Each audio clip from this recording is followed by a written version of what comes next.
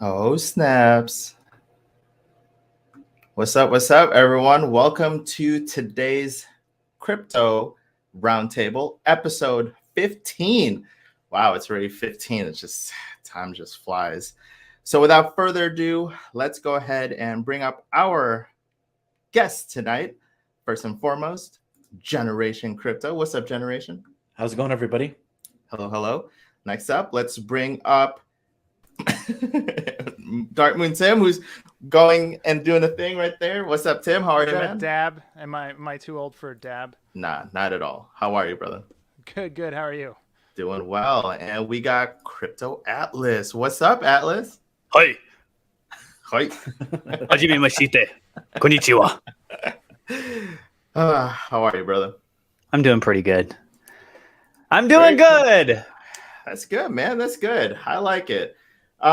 Today's itinerary is going to be fairly simple, right? We're going to talk about a couple things SafeMoon. We're going to start it out and talk about SafeMoon, some of the tweets from SafeMoon Hound. We're going to talk about swap and Liquify to swap and evolve. We're going to talk about the cross chains. And then we're going to spend a little bit of it later on where we're going to give you guys full disclaimer that we're going to talk about other DeFi projects. We're going to step away from SafeMoon a little bit. And we're just going to talk about kind of just everyone's emotions and how they're feeling right now with the overall general market, because it is still brutal out there, guys, right? We can't sugarcoat that enough. So without further ado, Generation, man, let's kind of switch it up a bit. I want to share some screens here. Give me a sec. Let's see if I can host correctly. So let's add this. All right. Now so here we are. Full screen this so I can see it on my tiny little screen. So we have the SafeMoon Hound, right? And in this tweet, which was 6 hours ago, he did say our new DEX will be unique, right? In capital letters, hybrid of sorts. We will maintain the spirit of a DEX swap, but have added security and permission-based approvals for new partners adding LP. If you aren't approved by SafeMoon, then you can't seed LP. So what do you think of this right here? Do you think there's some clues hidden in this? Because I'll tell you now, I don't want to spoil everyone's, but I see spirit in capital letters, and then we'll kind of just go from there. What do you think about that? I think we have a bad habit sometimes because of the hints that we've been given to read into things way too deeply. Mm-hmm. So we'll take, some word like Spirit. All of a sudden, next thing you know, we're talking about some company from some other country that one Spirit time, Airlines. 10 years ago. Yeah, exactly. Spirit Airlines. And the CEO of Spirit Airlines used to work at one point at this oil company. That oil company at one point used to work on wind turbines for this other company. And that means we're partnered with them or something crazy, right? And so I think we have a bad habit of doing that. In my personal opinion, the way I read that tweet is just them basically saying what they've always said as far as swaps can work. So when they say they're going to maintain the spirit of a swap, or rather a DEX, what they're basically saying is we're still going to have, this kind of liquidity pool setup where it's not a centralized exchange. Everything is on chain that you can go ahead and swap, one token for another, cross-chain compatibility, all that kind of stuff. But it's going to have kind of the security features of them being like, not anyone can just throw LP into our swap. It's going to have to go through a vetting process. It's going to have to be a team, or rather a development team that we trust and that we want to be partnered with to make sure that, there's no bad actors out there. And of course, they're never going to be able to stop all bad actors, because people can come forward and they can look perfectly amazing and everything in the right place, but could still have bad intentions. But they're going to at least mitigate or attempt to mitigate a lot of that risk associated with just anybody who wants to adding a liquidity pool to their swapper. So I think that's what I'm thinking of is when they say spirit, we're going to kind of keep it like a DEX, but we're going to have some centralization in the sense that we're going to have, kind of a front gate security that will give you access to the utilization that we'll be providing through the swap. Very cool. Thank you. Tim, what about you, man? I think this is going to be something different. I think this might actually have something to do with the reward system that they are going to be implementing into this new Connect system. I think that maybe the way that they are going to be doing staking somehow is allowing SafeMoon holders to be adding to the LP in some sort of staking aspect. And by doing that, it will strengthen, obviously, the liquidity pool of the token and, make it more stable. But in a sense, you're also getting more rewards for allowing them to stake your tokens in the LP. So I think that might be the new spirit of it. It's going to be different. because I guess they're getting away with that pooling option in the swap, I would guess. Being right now, that's what a lot of people are getting confused about, and I've been getting a lot of messages about it. They're like, oh, I have to pull my tokens out because I'm going to lose all the LP behind it. No, don't do that. You don't have to do that. If the only way that you would have added LP is if you were a partner with SafeMoon, or if you went to safemoon.com and went into the swap option and you clicked on pool and you added BNB to the liquidity pool that way. So if you added it that way, then you want to get those tokens out. But most people don't even know that exists, or if they did, they never used it. So I think that this might be a new way of adding people from the army being able to add it. If you already are a SafeMoon holder, maybe the spirit is the rewards contract somehow being able to add your tokens or do some sort of staking feature behind the LP of the token to make it stronger, and then you get rewarded for long-term holding, obviously, to strengthen the token. That's just my guess, but I'm not really 100% sure. But I think that would add security to it because they already know that you're a holder and you go through the whole process of signing up to the wallet. And I don't know. That's just my idea and my take on it. Yeah, there's no right or wrong answer, man. Thank you so much. Alice, what are you, man? I know you created a video you said about this, right? Okay, guys, hear me out on this, right? So you said Spirit Airlines. We're going to go with that. They're going to make a hybrid Spirit Airlines partnership where it's going to be half diesel or whatever they use for airplanes, half electric. They're going to put the wind turbines integrated with the mesh networks all on this. And it's only going to fly in the Gambia, though. It's only going to have clearance over in that area. And the DEX, that's going to be their own super like energy drink line, right? They're going to call it the DEX and the DEX Swap. And it's like regular flavor and then diet, but they don't call it diet because we're innovative. And the swap is like swap meat. It's going to be a meaty flavor, right? People don't expect this stuff. You think that you're going to be drinking it's the strawberry flavor. It's vanilla. No, it's going to taste like venison or bison or something like that. No, I'm just kidding, everyone. To kind of touch on this a little bit, what I think is touching a lot with what Generation Crypto is saying. I think that the liquidity pairing situation right now, what is SafeMoon's team doing? They're telling everyone, hey, you guys need to pull that off. We're getting ready to make some major changes. What else are they going to be having coming up? Cross-chain functionality. Right? Oh, got rid of the whole tweet from me there. I was referencing. Oh, my bad. You were using it as a cheat sheet. Go ahead. Yeah. I was pulling different points off of it to help illustrate. Yeah. So now you threw me off. I can't give a good explanation now because no, I'm just kidding, guys. Apologies. So anyways, the cross-chain functionality is going to be something that's part of that decentralized exchange, right? The SafeMoon swap, that is the decentralized exchange. That hybrid of sorts, you could very well look at it as the perspective of having different chains. RJ, I'm not going to say what it is that we talked about right before we went live because I found that to be really interesting. But I think that will play a role into this whole cross-chain functionality aspect for sure. The security is something that is very important for us as investors, as well as has been totally clarified on numerous occasions by multiple members of the SafeMoon team moving forward. And so having it to where if anybody wants to be able to add liquidity, they can't just add it. And then as it's been kind of right now, Ryan has sort of gone in and had to manually make changes or, disapprove of these things, revoking permissions, that kind of stuff. If he creates a whole new system where they literally cannot have access to doing that without going through the proper channels, I think it's only going to strengthen the core concept of security and just the whole push in the right direction of what SafeMoon's trying to do with this decentralized exchange. Thanks, Alice. Were you leaving the floor for me for what we were talking about earlier? Or did you want to touch on I set it up and then you knock it out. No. You guys had some super, super excellent answers. I was just trying to be a little bit creative about it, right? Because normally you guys already know it's not really my style to kind of go above and beyond the rabbit hole. But I did see Spirit and Dex, right? And there's this whole thing about cross chains and stuff like that. I don't know how far people have gone in Phantom Network, but Phantom has what's called Spirit Swap. Okay. And Spirit Swap is a DEX on the Phantom Network. And so if they're really pushing a lot of cross chains, and right now, obviously, the only thing they've notified is Binance to Ethereum. But if they're really looking to cross chain amongst other blockchains like Phantom and Avalanche, Polygon, right? This is maybe one of those fun things that I am willing to kind of just go above and beyond and kind of just, go down the rabbit hole and say maybe because Spirit Swap is a DEX on the Phantom network, and we see on this tweet that he's talking about Spirit and DEXs and then cross chains. That's just my 2 cents on that. I really like Phantom network. I have Tomb. I'm invested in Tomb Finance over there. So that's all I recognize from that. So thanks everyone for your answers.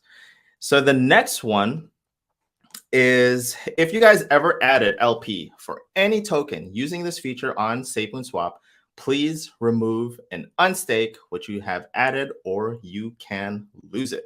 Swap partners, please get in contact with our sales team to plan for removing LP on the 22nd of March.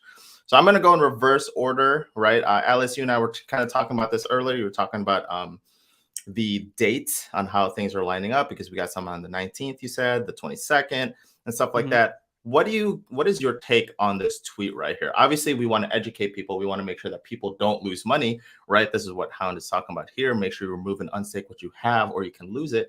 So this is our kind of public service announcement to make sure that you guys are paying attention to this. But yeah, Alice, take it away, man.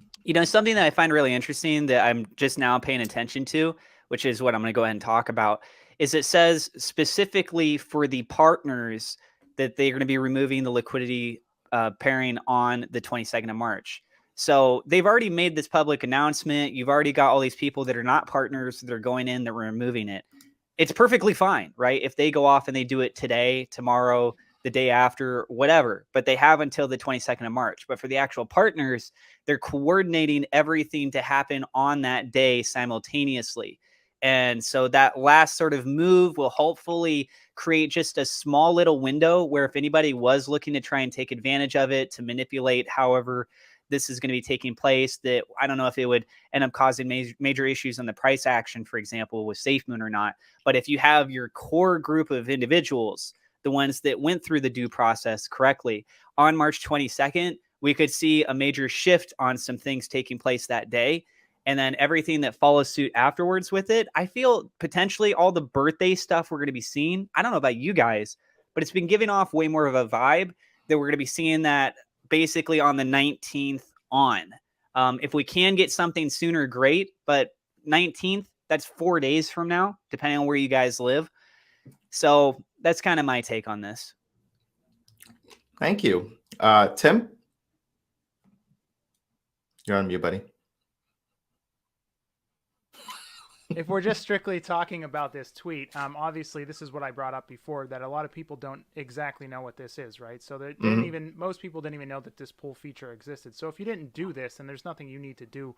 This is strictly just for partners, unless you did actually add BNB to the liquidity pool by going this route. What's going to happen on the 22nd? Obviously, they did hint. They said we're basically halting trading for 2 days while we rebuild the foundation of what this whole system is going to be. One of the things that I'm hoping for when they do this rebuild is that they bring over the V1. I'm hoping they figured out how to bring over the LP from the V1 somehow. I hope that that is going to be added into the new LP for the new building blocks to the new system. Because from what I was told, it's upward of like 150 million. So that'll be a nice dump into the LP as well as everything else that's going to go back into it. So I think that would be nice. And so I just want people to be aware that things are going to stop, but it's only going to be temporary. This is already planned. And don't freak out. And I know a lot of people have been asking me saying, oh, we're going to lose all of our money if we don't pull out of the tokens. No, that's not the case. You're going to see some wonky things happen on the chart coming up as people are moving the LP out and stuff like that. But for the most part, I think everything is going to be fine. And when we come back from it with the new foundation, everything's going to be bigger and better and stronger than ever. And so that's what I have to say about this particular tweet. Thanks. Tim, you are getting a bunch of requests from people to increase your volume. If you could just bump it up just a tad bit, that'd be cool. Thank you, man. Generation? Yeah, so I actually did a video on this. Yeah, Generation, topic. You're loud as hell. How am I? Am I better now? Am I louder? Generation over here and Tim, like down here in volume. But say something, Tim. Am I better now? A No? little better, yeah. But Okay. Generation, you definitely were a little loud. I will try that. And I then probably we'll blew see. someone's eardrums out after after that volume difference from them all turning up their TVs and phones. Yeah. Um. Anyways, yeah. So I did a video covering this exact topic. There was a lot of confusion around people freaking out, thinking they needed to, remove all their tokens in their wallet or do something else of that nature. But like pretty much everyone else has said at this point, this is mostly has to do with the partnerships. We know the 23rd is when the multi-swap function is supposed to be released. My, I guess, guess, whatever would be that, they're having everyone remove the liquidity pairs for the 22nd so that the optimizations can be had for the swaps itself so that the cross-chain can become compatible on the 23rd. And then they'll have everyone reseed all of their LP that they had prior. So that's my assumption as to why they're doing that on the 22nd. It's literally the day before they're going to be doing the migration. And so it makes sense that, in between everyone removing the LP and then the actual release date is when they're doing the actual software upgrades that you need to do to make everything function properly. Yeah. Thank you. So Tim was mentioning this, that majority of the people probably didn't know about this feature. So I did want to just look at it and take this as kind of like an educational moment, right? So if you do not know how to add liquidity or be an LP person, I'm pretty sure, like Tim said, most of the people just interacted right here with the swap, right? But what people didn't know was there is this pool function where you can add liquidity. You can be a liquidity provider and you can pair two tokens together. Kind of like if you guys have ever participated on BEP Finance, you add two token pairs together and you provide it as LP and you get a certain percentage back for being a LP provider. So if you kind of look at PancakeSwap, you'll have their swap right here, which a lot of people have kind of interacted with, but then you'll also see liquidity, right? Same with Spirit Swap. You'll have, if you enter their app here, you'll have their own farm where you can provide liquidity. So we're just trying to make sure that everyone is educated and gets the communication right, that if you were adding liquidity as an LP pair, make sure you guys remove that. Vast majority of you guys probably haven't, but if you did, make sure you go in here and you remove those LP pairs and split them. Okay. So thank you. Took that as an educational kind of moment there. The next thing I wanted to talk about is obviously the big news that a lot of people were super happy about, which was the end of swap and Liquify into swap and evolve, right? So Tim, I'm going to give it to you this time, and then we're going to kind of mix it up a little bit because we start with Generation and Atlas, and then we'll go from there, man. Or wait, did we start with you before? Me? No. Yeah. No? Okay. Is my volume fixed? Do I still suck? Or am I better? Am I less sucky? Less sucky, but you could bump it up a couple notches. I still suck with my volume? Oh, I thought If you could 2x it, you'd probably be good. How's that? Is that good? No. Not good? It's better. Better. I don't like better. I like best. You know what I mean? Like I don't do this better stuff. Why is it that when sound- he's boosting his volume, now he's getting frame drops? Like, how does that even make sense? I saw that. He was dropping frames. I was? Yeah. But you guys Your can hear me computer fine, is or like, should I just oh, I have speak to make it super louder. loud? Well, we got to sacrifice something here. Oh man, I feel so bad. Anyway, can you hear me fine? This is the best I could do as of right now. Yeah, much better. Okay. So swap and Liquify, everyone knows how it worked. And if you don't, I'll explain it really briefly. It was needed, but it wasn't very good for the price. The reason why it happened is because it was actually gaining value, or it was holding, it was giving like the gold bar behind the token itself. It was adding intrinsic value to the token, right? So they needed a way to build the LP, and Swap and Liquify would help build that LP. So every time that you would do that 10% tokenomics fee, 3% would go into a bag until when that bag hit 500 million tokens, it would then split off, sell 500 million SafeMoon to buy BNB to pair it with it for the liquidity pool. The problem is every time it would sell that 250 million tokens, it would cause a massive price drop because it would be a massive sell of tokens. Now the difference is they're no longer doing that, and which is great because now we're not going to get these red drops. It's doing the opposite. It's not taking the 10% tokenomics fee and pushing it over. It's doing a 7% where it'll go into the other parts, the tokenomics out to everybody. It'll go into the burn wallet, and then it'll also go into the ecosystem, which is the 7% that make up that. And then the other 3% will actually stay BNB itself before it's triggered, when then it has to split off and then buy SafeMoon to pair with it. So instead of selling, you're doing buying, which is going to do the exact opposite of what Swap and Liquify did, but you're still going to get the same results. So you're still strengthening the LP, and you're going to get the exact you're not going to get the drop, you're going to get the spike. So now it's going to cause people to want to buy before it triggers. And one of the things that a lot of people were doing is they would go into Discord and they would do hashtag transfer, because you can see when it was about to happen. You could see when Swap and Liquify was about to trigger. And then they would know when to go and buy SafeMoon because they knew it was about to drop, or they would try to sell and then buy back at a lower price. So they were trying to manipulate the system, and that was the problem with Swap and Liquify. But now since it's changed, it's going to do the exact opposite. People are going to want to have to buy before it triggers, because once it triggers, the price is going to go up. So that means you'll get a lot less tokens for your dollars. So it's actually something that I'm super excited for, and I know a lot of other people are excited for, because instead of the price going down, we're going to start going up. And the worst part about Swap and Liquify, the absolute worst part, is that the lower the price gets, the more it triggers. And the more it triggers, that brings the price down even more low.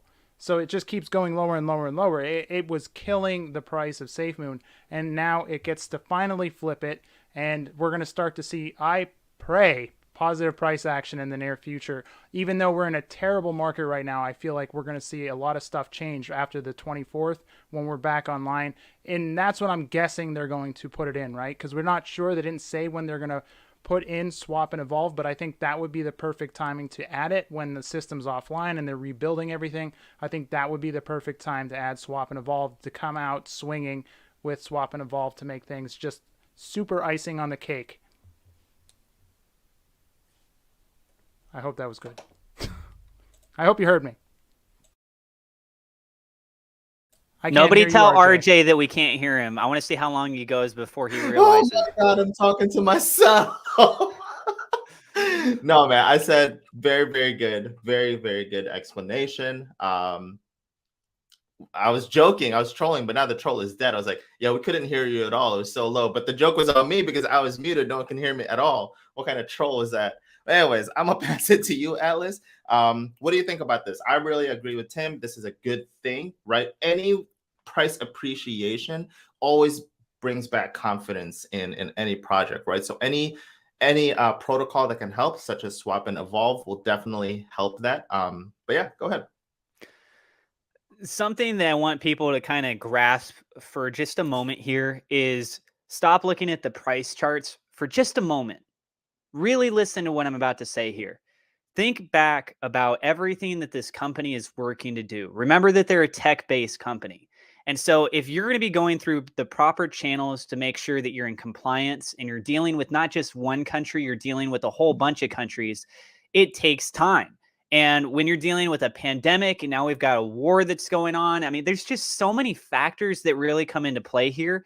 And the value that John kind of brings to the table as the CEO of this, I would say, is the back end. It's his family's engagement over there in the Gambia and how they're already kind of doing things with the financial district in the financial sector, right? And so when we kind of circle back over here with what's getting ready to come up, I think it's just going to be absolutely incredible of an opportunity to see the price action start to climb back up. And when you factor in every day that's been going by, that we wake up, that we're waiting to find out more information, more news, regardless of whether we get the news or not, we know that they've already put in the applications for the exchange and for a lot of other things, right? For the card, all that. 24 hours goes by, that's 24 hours that's closer to that goal. It would be great if it was here today, or if we wake up tomorrow and then it's today, right? But everything has a time. Everything has a place. The whole crypto market hurts right now, right? Think about the people that are at a point right now where the price is getting so low that they're saying, I've lost faith in this project. And they go ahead and they sell their bags. And they're selling it at a very low price. But when you add in this element, which is now going to be even closer to the launch dates of all these other things. Because it's not like we just learned about this and we're getting ready to launch it back in January, right? If all the other things, the exchange, everything else was still going to happen in its own proper time, then we would have 3 months where we have this new feature that came out, but there's no trading going on. There's nothing really that helps drive that large level of FOMO.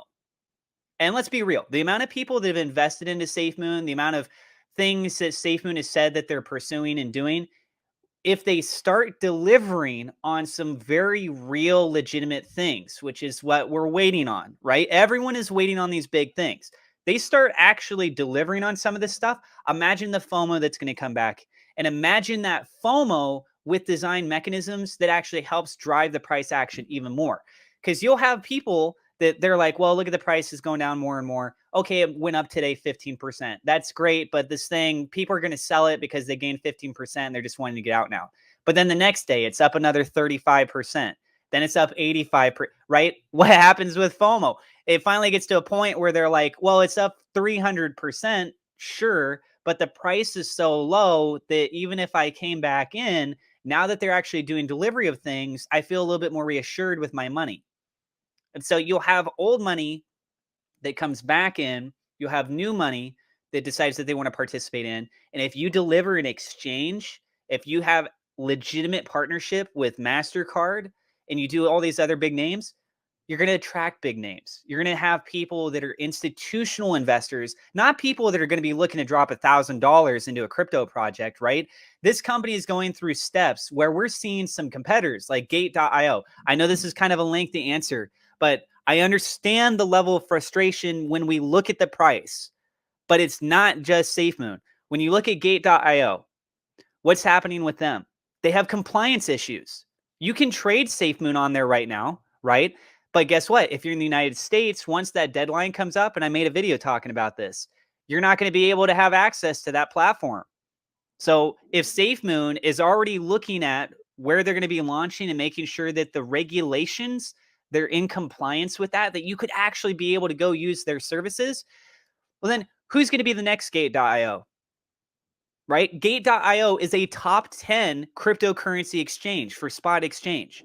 Think about that. And it's a laundry list of just country after country after country, United States, Canada, it goes on, that they're not going to be able to have people do trading on their platform. So where are people going to go look to do trading? They're going to have to find something else. So if SafeMoon is already doing all the paperwork, they're crossing their T's, dotting their I's, and again, you include these mechanisms that helps drive the price up even more. If you thought that it was incredible how much the price action moved in 2021, imagine practical utility and legitimate applications that are out there that people can use, that we can just verify that they are better or more secure than the competition.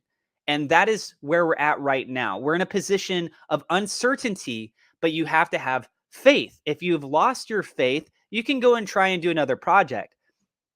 How many crypto projects are as ambitious of what they're trying to do and are still around after a year, like SafeMoon? Thanks, Atlas. Oh, did you have more to say? No, that was it. Okay. Mic Thank you. drop. No, kidding. Thank you. No, Here's my a mic. very, very, very Drop good it. answer, man. Thank you. Generation, good luck with that, following that one up. I don't know if there's anything else I can add. I think we hit all the points between the two of them kind of hitting the subject. I think that Swap Evolve is a great feature. I think that most likely the time it's going to be added is the same time as the cross-chain features. Like Tim was saying, that makes the most sense to me, unless, of course, there's something else we don't know about. So we know there's a lot of products that are supposed to be releasing this month. It is the birthday month. We're about halfway through the month, and we've had relatively low exposure to new things. It sounds like a lot of these things are going to be built up in the last half of the month. So I would imagine as we get in towards these last days, that's probably when we'll hear more about product releases and other things that they've promised throughout the month. So looking forward to the rest of the month and what they have to offer. And kind of like Atlas said, you know, the entire market is down right now. And that's not just crypto. Stocks is down. Like everything is down, right? Everything's down and gas is up. And that's just the way that things are right now with everything that's going on globally. And so the reality is, reality affects markets. You know, the crypto market doesn't happen in a vacuum. So it's not like just things going on in crypto only affect things in crypto. People will move their money around based upon what's going on around in the world. And right now there's a lot of fear and FUD in real life situations that are going on right now with a lot of uncertainty of what the future is going to look like, especially in certain regions of the world right now. And so that's going to affect the rest of the market. And I understand the fear that a lot of people have, but kind of like what Alice said, focus on the long term and not just the price today, right? Because the people who make true money in crypto, the people that you hear of that bought Bitcoin back in 2011 and actually became rich 10 years later, were not the people that were freaking out when Bitcoin went from 17,000 to 3,000, or it went up to $100 down to $2, or it went down all these other crazy. I mean, Bitcoin itself went down 90% or plus multiple times throughout its history, right? And people would all say that it's going to die off. This is the end of the crypto craze. This is the end of Bitcoin. It was always a bubble. And yet here we are, and Bitcoin is worth, more than several industries combined now. And so you just got to look through that lens of the long term. And the reason why it's hard, and the reason is because not a lot of people can do it, right? So the reason that only a few people can do it is because of how difficult it is. And so if you're willing to stick through that difficulty and have the patience and not let your emotions get the best of you, that's when the money plays are going to be made. It's not going to be just because you're along for the ride that you're going to make it. It's hard to stay along for the ride. That's kind of the whole point. So that's what I have to say. Yeah, absolutely. And I definitely want to touch on that in a sec here, but obviously we want to welcome our boy, Safe Moon Joe. What's going on, brother? How are you? Yo, what's going on, everybody? How are you? So, How you doing? Joe, we're gonna catch you up, man. I'm gonna hit you with the hot seat questions. Kind of just get your intake on it. Obviously, we value your input as well. So right now we are talking about Safe Moon's obviously move from Swap and Liquify to Swap and Evolve. And what is your thoughts on that, right? Obviously, with Swap and Liquify triggering that half and half that Tim was talking about earlier, where it does cause a price drop. Now it's supposed to cause price appreciation. So what are your thoughts on that? Yeah, I think something that everyone forgets about, like as far as like the community, is the fact that SafeMoon didn't start out perfectly. They just didn't. As much as we ideally wanted it to be true, they really didn't have much when it first started. They had a lot of great ideas and they had a lot of things they were focused on. But for the most part, the contract wasn't just amazing out the gate. And when we got into V2, it allowed us to do a lot of cool things like swap and evolve. And this is something that's been talked about for a long time within the SafeMoon community, as well as the devs that were well aware of swap and liquify and swap and evolve. So I like it. I think it's SafeMoon just improving again. They're not perfect. They don't pretend to be perfect. They always strive for perfection. Do they always hit it? No, but they want to, and they learn from mistakes. And swap and evolve is yet another one of those improvements that SafeMoon was going to do inevitably. And now I'm glad it's here, and I'm glad that it's something that we don't have to deal with swap and liquify, because it was an issue. The FUDs were using that as ammo against us for a long time, and now they're not. They're going to complain about something else. FUDs love to move goalposts. They always complain. But this is something that SafeMoon's that everyone's saying, hey, just look at SafeMoon. Look at this. Look what's wrong. Swap and liquify is garbage. And they weren't wrong. We just didn't have an answer at the moment. And now we eventually will. And obviously with swap and evolve being announced, it's going to be great to see that implemented. Very cool. I like it. And the next question I want to just hit you with is boom. So obviously the Hound tweeted 6 hours ago, our new DEX will be unique hybrid of sorts. We will maintain the spirit of a DEX swap, but have added security and permission-based approvals for new partners adding liquidity pool. If you aren't approved by SafeMoon, then you can't seed liquidity pool or LP. What are your thoughts on this tweet really quick? The SafeMoon, what they're looking to do as far as like DEX swap and all this stuff, it's just more ways to add to the buyback and burn. That's the way I see it. I see it from the lens of how can this benefit SafeMoon. As far as like, if you aren't approved by SafeMoon, then you can't seed LP. I mean, that's great and all, but I think that SafeMoon is always trying to find more cryptos to work with to get them involved in that. So that's really what I see with that. Obviously, people want to see results immediately, and they want to hear answers about more. They want to go into this more, but for now, I mean, it's basically what it says. It's nothing too much really to look into at the moment. We can always speculate as far as what it could be. The DEX being a unique hybrid. I know the ODA AMAs, John will talk about the Safe Moon Exchange, like the ODA, if you can still find the ODA AMAs, and he would say constantly the Safe Moon Exchange is a hybrid. So I mean, there's something as far as that, but once again, until there's any implementation, I don't think there's much we can go with other than the fact that there's a lot of great ideas of what it could be, or great ideas of what could be added on, I should really say. But yeah. Absolutely. Thank you so much for that. So the next thing I wanted to talk about was, obviously we saw several times that CEO John Caroni was talking about cross chains, right? And how people need to understand how big it's going to be, the cross chains between Binance and Ethereum, right? So that's the two they've publicly named right now. We don't know what's going on the sides, whether they're looking to chain to other things, like I said, like maybe with Phantom or Avalanche or Polygon. But right now they've announced that picture with Discord with John talking about cross chains between Binance and Ethereum.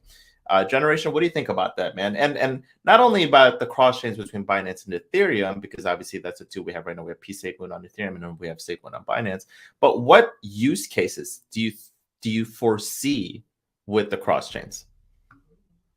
That's a good question. So I really like the idea of a cross chain. In my personal opinion, right now, just having a chain between Ethereum and Binance is great.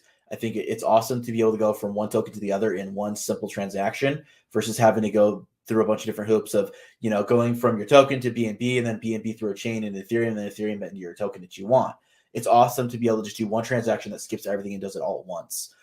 So I think that could be very useful. What I foresee as a potential future use case is, like you kind of mentioned before, with potentially being on Phantom, or we could be on AVAX and these other chains, but being able to cross multiple chains and then just adding on our own blockchain when SafeMoon decides to get its own blockchain, and just adding that to the SafeMoon swap. So BNB stays there, Ethereum stays there. Once they add these other blockchains, all those stay there, and then we just add SafeMoon to it. Now you've got a multi-swap feature, and now anyone who wants to get on the new SafeMoon chain that's just been generated can use the SafeMoon swap from any other blockchain they have capital on. So I think that it opens up a massive door for the people who are already on chain that want to get into the SafeMoon projects that will be built on the SafeMoon chain, but also having the exchange for the people that want to come in on fiat. So you have this massive wide open door for anyone who wants to get on chain, and you also have the massive wide open door for those completely new to crypto or loading on from previous fiat systems. So I think it's an awesome opportunity that can really help the SafeMoon ecosystem grow, and it brings a lot more exposure to the project. Not to mention the fact that even if people don't want to use the SafeMoon chain, being able to go to one place where you can get to 8, 10 or more different blockchains all from one swap, and doing so from one token to the other without having to worry about gas fees, without having to worry about it's on this blockchain, it's on that blockchain, but being able to do things all in one place, I think could be really big. Now there's other things out there that do something somewhat similar, but I think if SafeMoon can do it in the way where they're only doing it with their quote unquote trusted network, and they're doing it with people that can trust on multiple blockchains, I think it can open up a massive new door to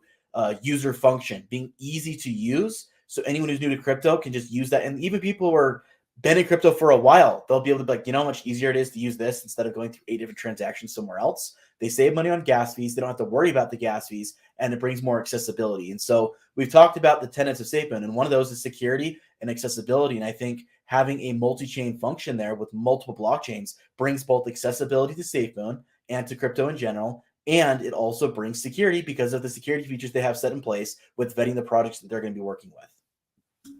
Well said. Thank you so much. Tim, what about you, man? I was going to start off saying accessibility, so thanks for ending with that, Generation. That's what it's all about, right? Like, you want to just be able to get whatever crypto you want. And if you have something that you've already made money on that you pulled out, wouldn't it be awesome if you could just take that and then swap it to another crypto on another chain? It makes perfect sense. It's a lot of people will want to use this, I feel. I know for sure that I am one of those people. I'm on a bunch of different chains, and I did hear that they are definitely going to be adding more chains in the future, which is awesome.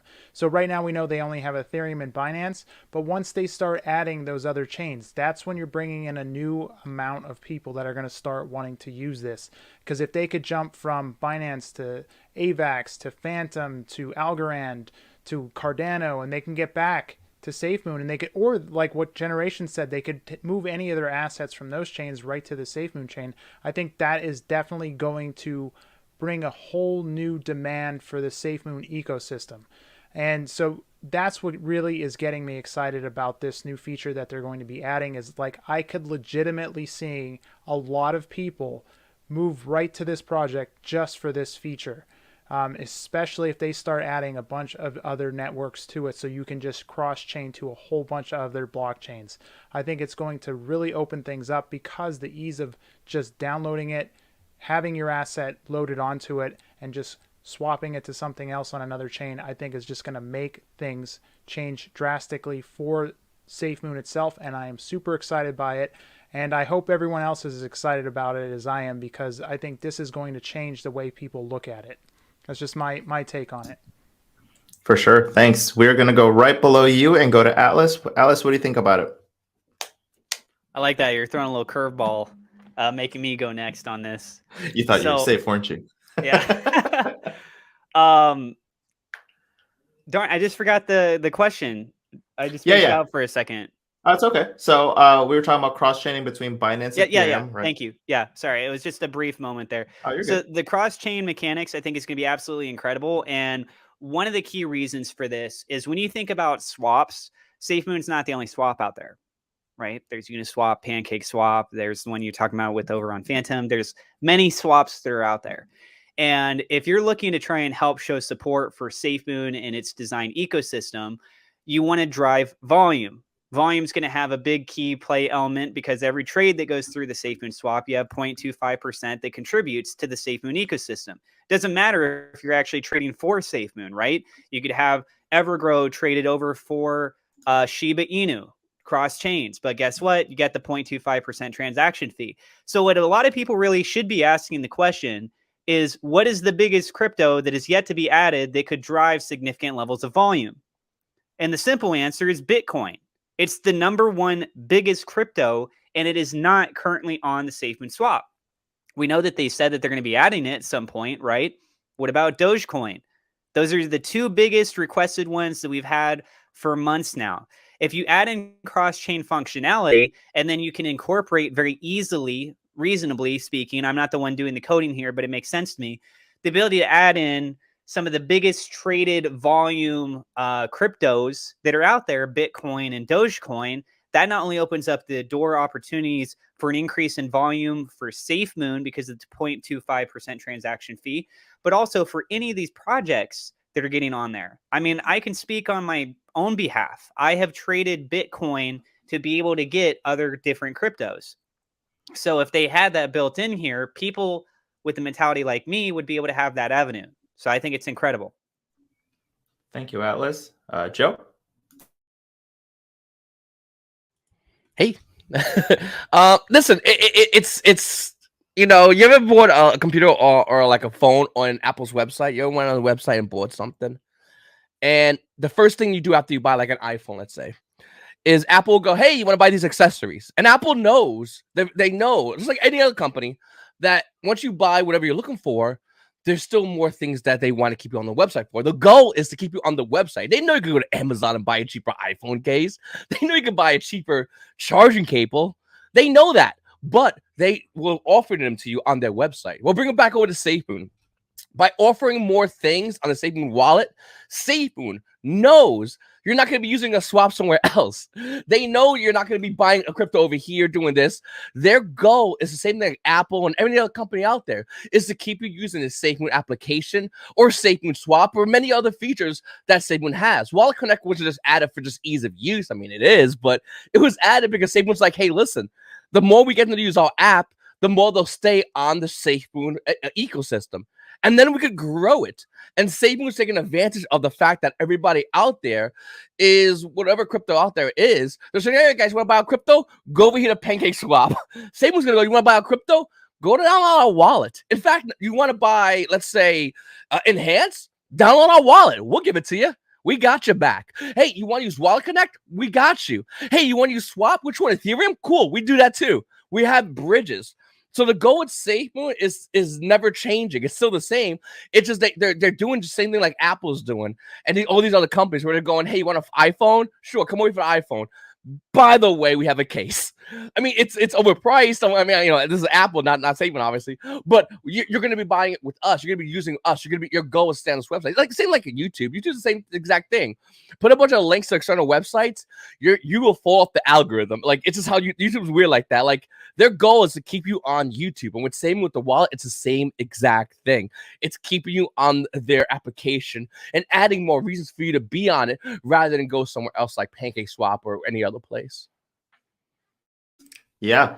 And just like earlier, I do want to show you guys this as a learning experience as well. Because if you guys have ventured really deep into DeFi, right, then you would have had to use some form of bridge to cross chains. Okay. And if you guys don't know of many others, multi-chain is one of the biggest ones, right? So if I'm going from either Chronos to Binance or Binance to Chronos, this is one that I would use. And you can transfer USD from Phantom to USDC to Polygon or Ethereum. This is the pain that you have to go through. You have to go through third-party bridges to cross different blockchains, right? And when I would cash out BUSD from my Chronos project, I would go in here and I would do BUSD from Binance to BUSD to Chronos, such and such. If you guys on Phantom, you have Spooky Swap, okay, and you have their own bridge right here. So this is the stuff that I'm starting to see that would be cool here in the SafeMoon swap, because obviously a SafeMoon swap is still pretty bare bones, right? We're looking at it right now, and it's pretty bare bones. But when we take a look at something like Spooky Swap that's been here for a while, they have several tabs now for liquidity, farming, stake. We were talking about how SafeMoon will probably offer staking, but here is Spooky Swap's own bridge, right? This is Spooky Swap's DEX on the Phantom network. So this allows them to cross bridges as well. And so when I see stuff like Spooky Swap having their own bridge, not having to go to a third party like multi-chain, I think this is the future for SafeMoon. When you see something like Spooky Swap have a bridge tab here, and SafeMoon will have their own bridge tab here, allowing them to cross chain, if that makes sense. Also, just a fun bridge here. Also, Elk Finance is also really, really cool, because what Elk allows you to do is this is a bridge, but like I said, if you've been on DeFi long enough, you'll know that if you bridge to a new network, you won't have gas, especially if you're new to that bridge. You won't have gas on that side of the network to make any transactions. What's cool about Elk is you can swap one of your Elk tokens for gas so that you will have gas on the other side of the bridge. But this is things that I want to see innovative side. I want to see the innovative side of SafeMoon here, because obviously we already have multi-chain that crosses bridges. It's still cumbersome. We have Spooky Swap. They have their own bridge to cross from different bridges. We have Elk now, right? So I'd like to see an innovative side of SafeMoon on the bridge here. I don't want, if they just come out and say, hey, now we have cross-chain bridges and it's no different from Spooky Swap's bridge, that might be a little bit of a letdown. So I want to see something fire on their bridge side. What do you guys think about that now that I showed you that? I'll kind of just leave it open from here. Well, RJ, I was wanting to hopefully touch on something else, if you don't mind. Yeah, for sure. So do you want me to minimize the screen or keep it? It's fine. Whatever you want to be able to show, it's up to you. If you don't want to show it, I don't necessarily need it right now. Okay. So let's not forget about SafeMoon. It does exist. It is something that's part of the SafeMoon's team. It is on the Ethereum network side. And when you add in cross-chain, you're going to be able to have that ability once they migrate SafeMoon over to version 2, which, let's be real, it's probably going to happen before the end of the month with everything that they're trying to get lined up and all the hype. I'm not guaranteeing it, but it's a really good chance, right? So when you have that opportunity and you start implementing in things like global tokenomics, that is something that is highly innovative in itself. Tokenomics, we've already seen that. It's out there. It's not just SafeMoon. We get it. Global tokenomics, that is going to be something that is going to be very valuable.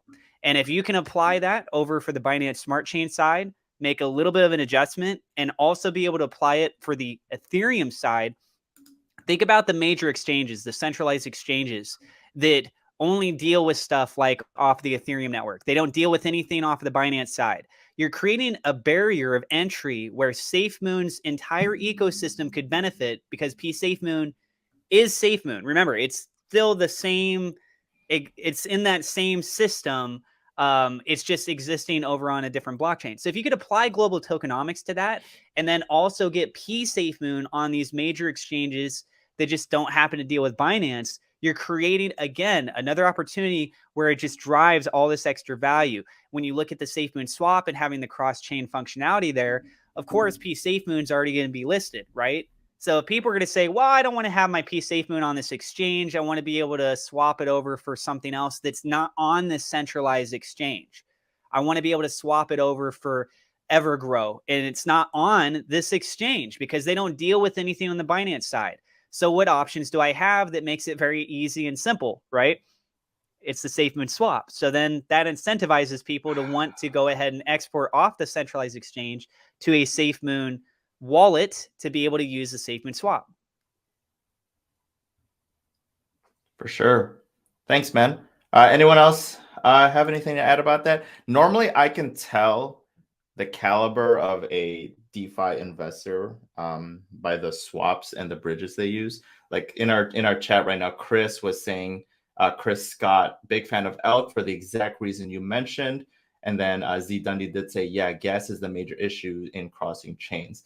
You can normally tell when you start listening to different influencers and other influencer wannabes who actually has been in DeFi long enough and deep enough, if they know how to actually bridge around, because not a lot of people know about that. Because, for example, right, if I'm bridging BUSD from Binance to Kronos and I've never been on the Kronos chain before, yes, I now have BUSD and Kronos, but when I go to swap, I have zero native Kronos tokens to do anything. So that's what they were talking about in the chat there, that gas is a big issue when you cross chains. So, but yeah, cool.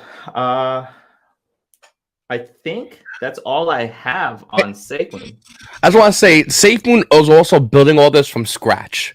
Like, this isn't like, we didn't, like, when we inherited it, well, depending on how you inherited, but the SafeMoon contract, we never had any of this stuff. And the SafeMoon Hound, I mean, this stuff's been just trucking along and along and along and along.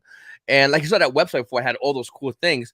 I wouldn't be surprised in time SafeMoon starts implementing new things. Like, could it be farms? I don't know. Could it be staking? We've heard talk about it, but we haven't heard any confirmation about it. So I think there is a lot of there's a lot of things that SafeMoon's talking behind the scenes. If I had to guess, that they're talking behind the scenes saying, hey, listen, we got the swap, cool, but let's add more bridges. Okay, cool, we're doing that, great. Let's do staking. Like, they're trying to add more to SafeMoon. They call it the ecosystem because they want to keep adding on to it. And I think as time goes on, we're gonna have, as well as other places, other ecosystems I've had to guess, like PancakeSwap, what have you, but more things that would obviously keep those investors on that platform, on whatever, for SafeMoon and stuff like that.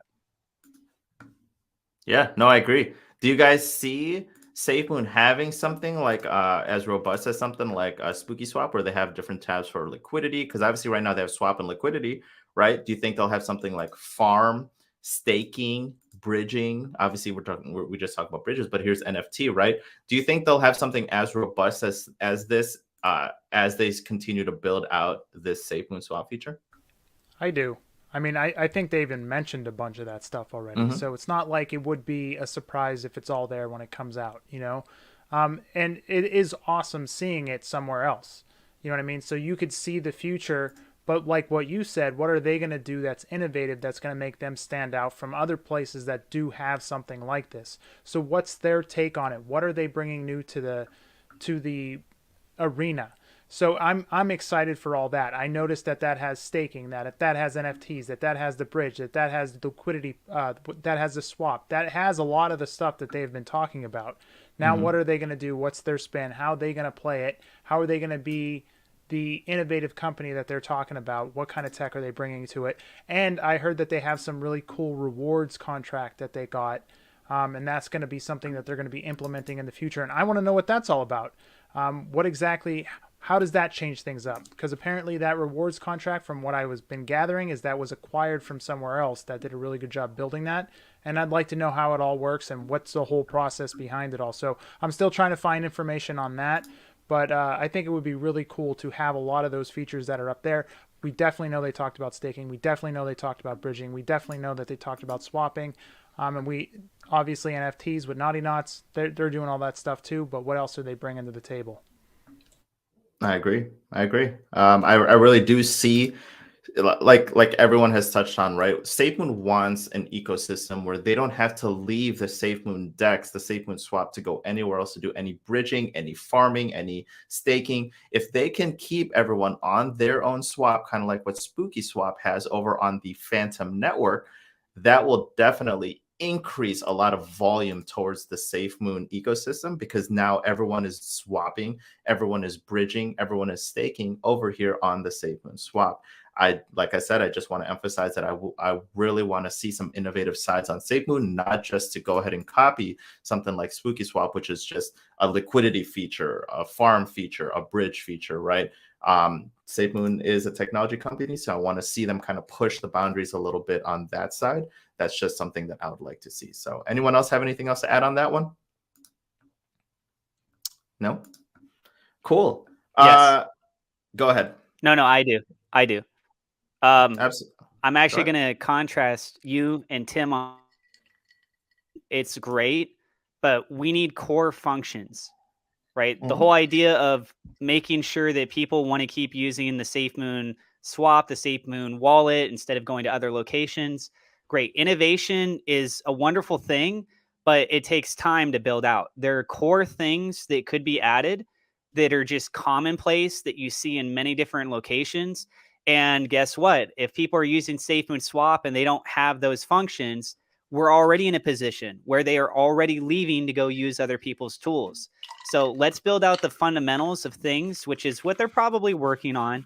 And then if there is the opportunity to be innovative in a couple things, here or there, that's great. But you have people, the project is already live. People invested a lot of money into this. The markets are down. We need some deliveries, right? We need deliveries for a lot of different reasons. And if you could start delivering even some of the more basic features that we see on other platforms, and then potentially have the ability to update it, offer new features, great. That's what I think. Very cool. Yeah, I mean, you absolutely right. We still need core functions like farming, like bridging, before we can start to innovate other things. So I can definitely see that point as well. Anyone else? I just want to say real quickly, the SafeMoon wallet was first made just as a way to hold SafeMoon. That's it. And then from holding SafeMoon, we saw swaps being added. And we're like, okay, cool. That's fine.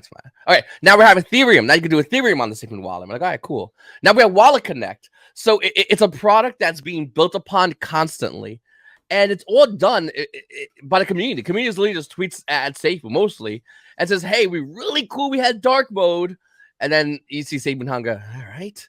And then we get dark mode. And then we're going, it'd be really cool, you guys, if we had some other crypto besides SafeMoon to swap our BNB for. All right. We have that. There we go. So like it's the community. Everybody, you watching, everybody here. If you want more with the wallet, whatever it is, hell, if you want Game Boy in the wallet, just keep tweeting at SafeMoon Hound until we get it. Be cool. We have that. So it's everybody tracker. Yeah. I mean, yeah, exactly. The community said, hey, we want that. And once again, you hear him go, all right, back to the drawing board, comes back. Here you go. So I think it's the community communicating. And don't get me wrong, those things we talk about with that website with farms and whatnot, start tweeting at SafeMoon now and saying, hey, listen, when we get our farms, and ultimately I think we will be getting them. And SafeMoon doesn't just give us something, say, here you go. They try to build on it and add more to it. And like SafeMoon Connect is going to be giving us more than just a way to connect our wallet to other platforms, what have you. So I think it's really cool. I think it's really cool to see SafeMoon just taking something, putting it in front of us, and then us going, let's get more of this though. And they go, okay, and they do it. So the more things you want added for the wallet, for anybody, the more things you want added for more anything, just make sure, hey, listen, tweet at SafeMoon, tweet at everybody, say, it would be really cool, we could do this. And a good idea spreads a long way within SafeMoon. For sure. Cool. Anything else on the SafeMoon side, guys? Well, you guys are saying I'm pixelated? No, I was talking to Crypto Atlas. No, I think me. Yeah, I think I might be having some internet issues. Oh, no. You're very blocky. You're in the blockchain. I don't know which blockchain. You got to cross chains, bro. Get to a faster chain. Yeah, you are a little pixely, but you're still there. You're still there. So if no one else has anything to add about SafeMoon, we've been talking about SafeMoon for about an hour and 3 now. I'm gonna go ahead and do our disclaimer that I don't really feel we should do, but there's a lot of people out there that think we should do it. But here's a full disclaimer. All right. I love this. Here's the full disclaimer so that people don't get, feel some way. I'll just leave it at that. We are now about to move on to the second half of the show where we're kind of just going to open it up to not only DeFi, where we're here to unify DeFi and talk about other DeFi projects, right?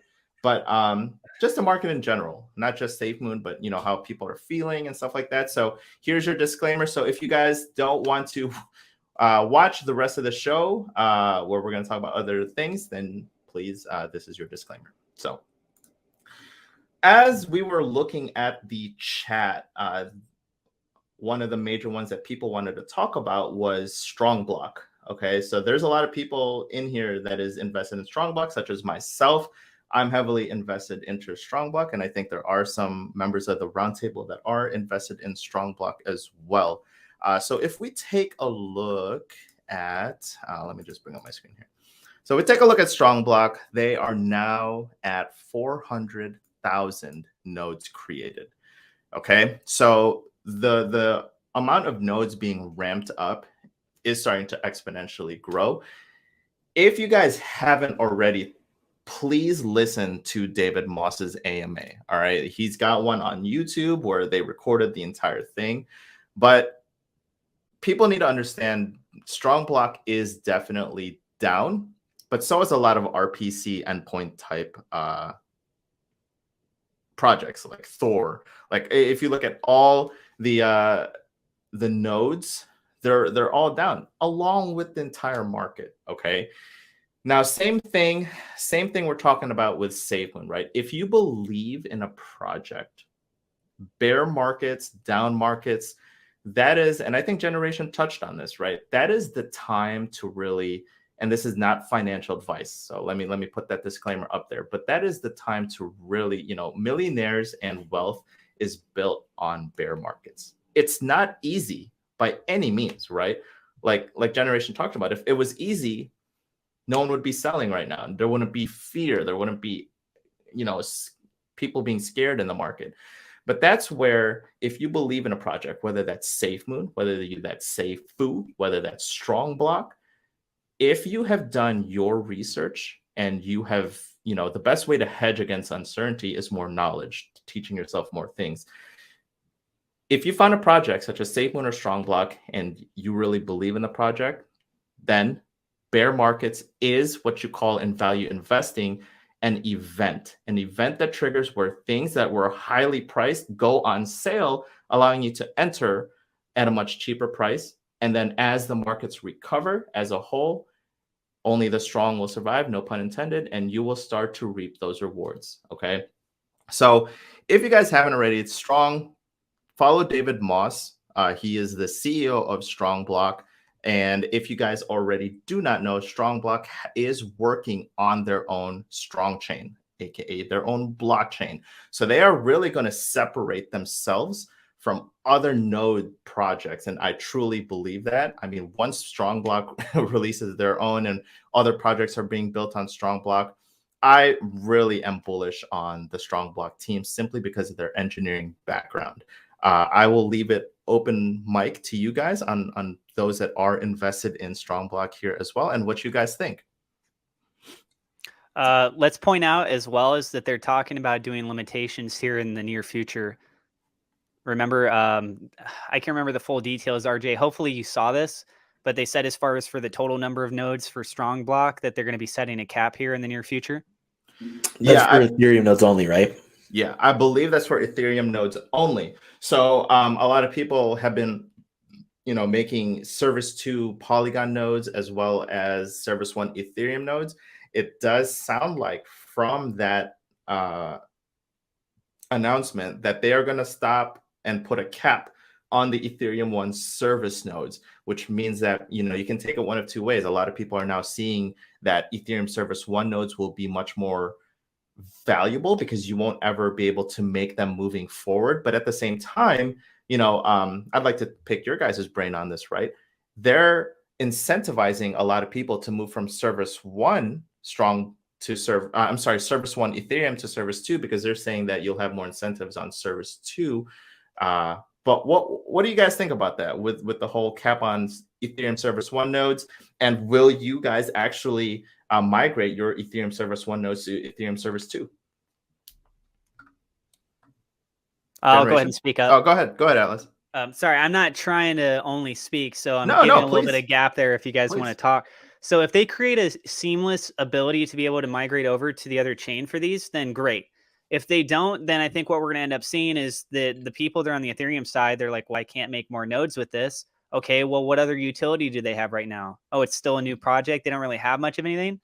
Dump it, right? Just start selling it. Every time you get it, you're like, there's no reason for me to wait until I've got enough to be able to make another node. It doesn't matter, right?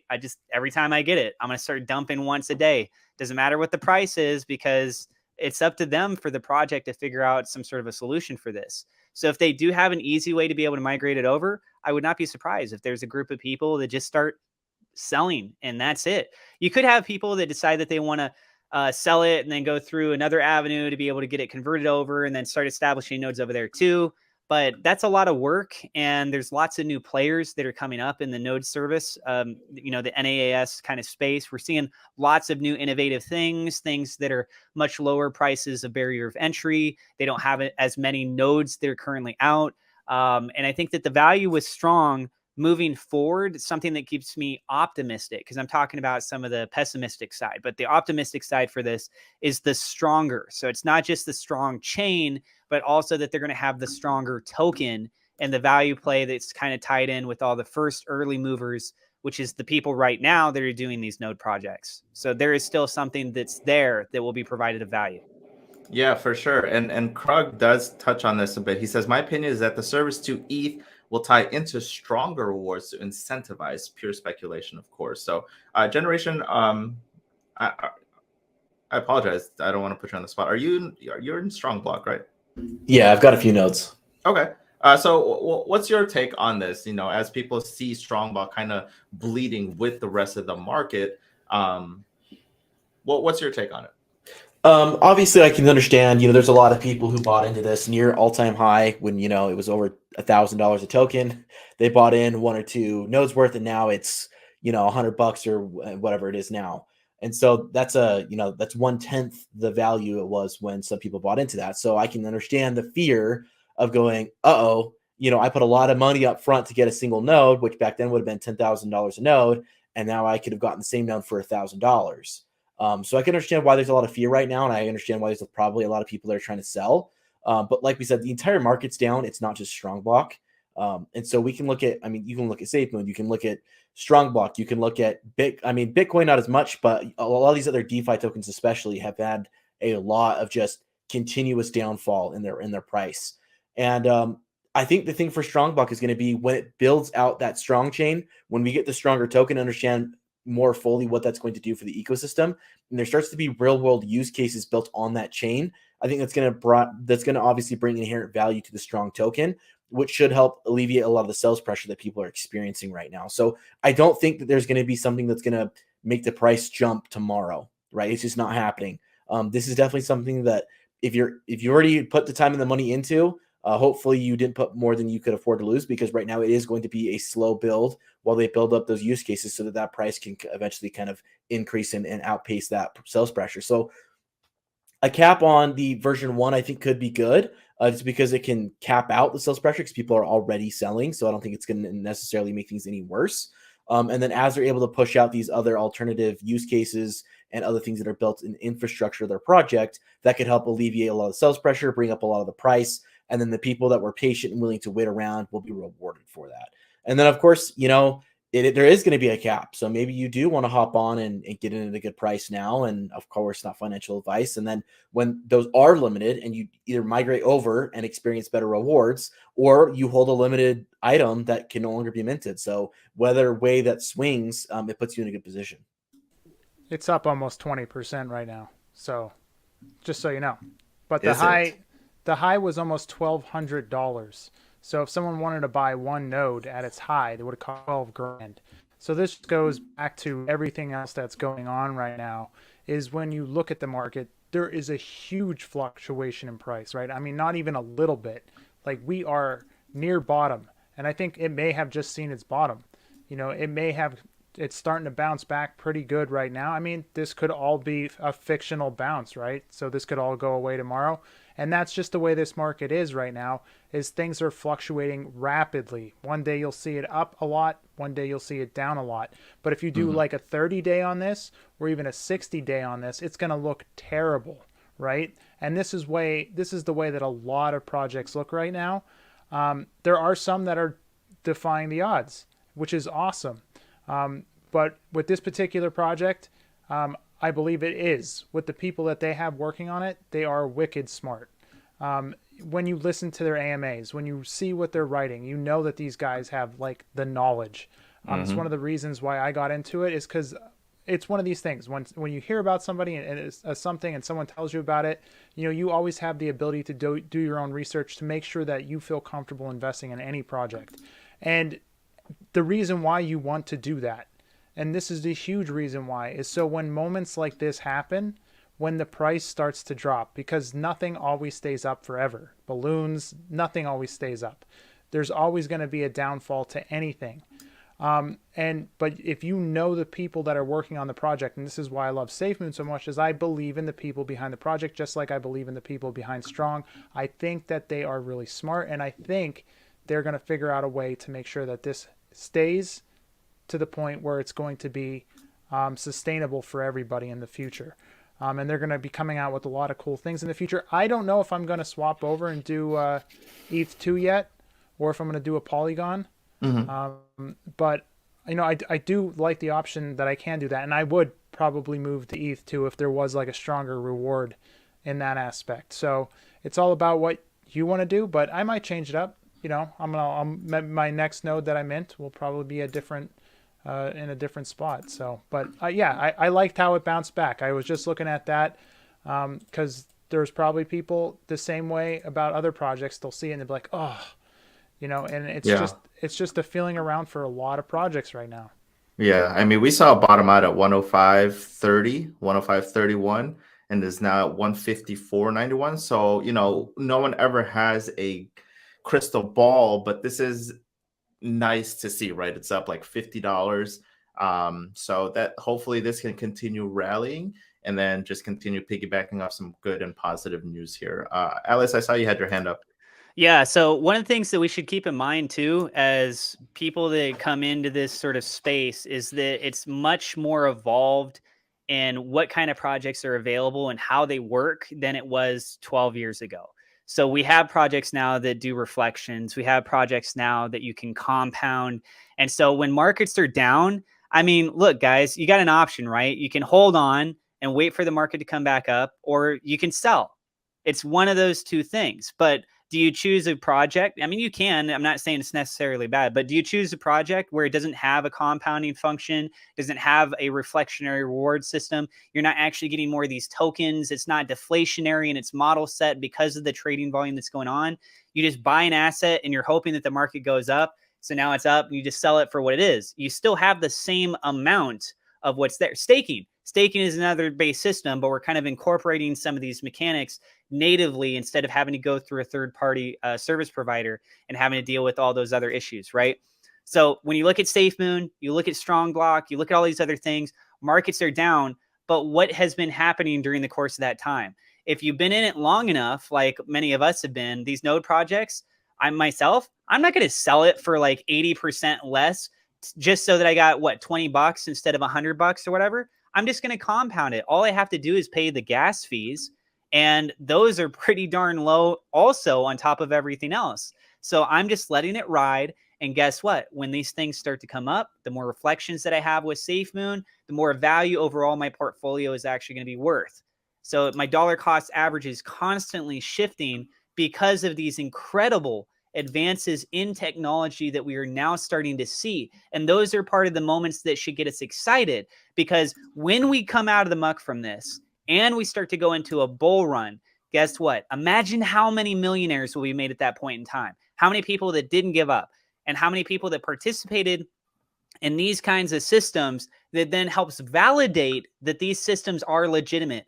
And then the acceptance from compliances, regulations, they're going to look at these models and be like, you know what? It went through some of the worst times. These things survived the war with Ukraine. These things survived what was going on with the stock market and, you know, all these uncertainties of the oil prices. They survived. It proves that they're okay. That's going to be a defendable point. Thank you. Joe, are you involved with Strong or no? So I'm not involved with Strong. I've been watching it. I think I talked in before. I'm like, I'm gonna wait for it to go down and then get involved. So I'm like waiting still. I do want to get involved in it. I do like Strong. I do like the idea of it. I'm not too. I'll be honest. I'm not too like super doing into it. Mhm. One thing I just want to say is, crypto is not a rocket ship. As much as we wanted crypto to be a rocket and go, okay, I got involved and it spikes up and I'm rich now in the end, right? Whatever. It's a roller coaster ride. Mhm. It is a crazy roller coaster ride. And I think back like months ago when everyone's like, we can't all be rich. Yeah, you're right. Because everyone's going to go off the roller coaster. No one's going to want to be around for these dips. No one wants to deal with this. They're going to get off the roller coaster. So not everyone's going to be rich. They're going to bounce with a third of their money, if that, complain about crypto and be done with it. It takes brass balls to stick around for the ups and downs and feel like, hey, listen, it doesn't matter if it's up or down today. If the end game for me is this becomes good, I'm rich, then I'm in. Anyone with that mentality is going to stay around for the long haul. Those who are like, hey, it's good, yeah, everything's great, and then it goes down and it's like, all right, screw everybody in this crypto project, everyone in the community, I'm leaving. That person is going back to their 9 to 5, they're listening to their boss yell at them about something stupid.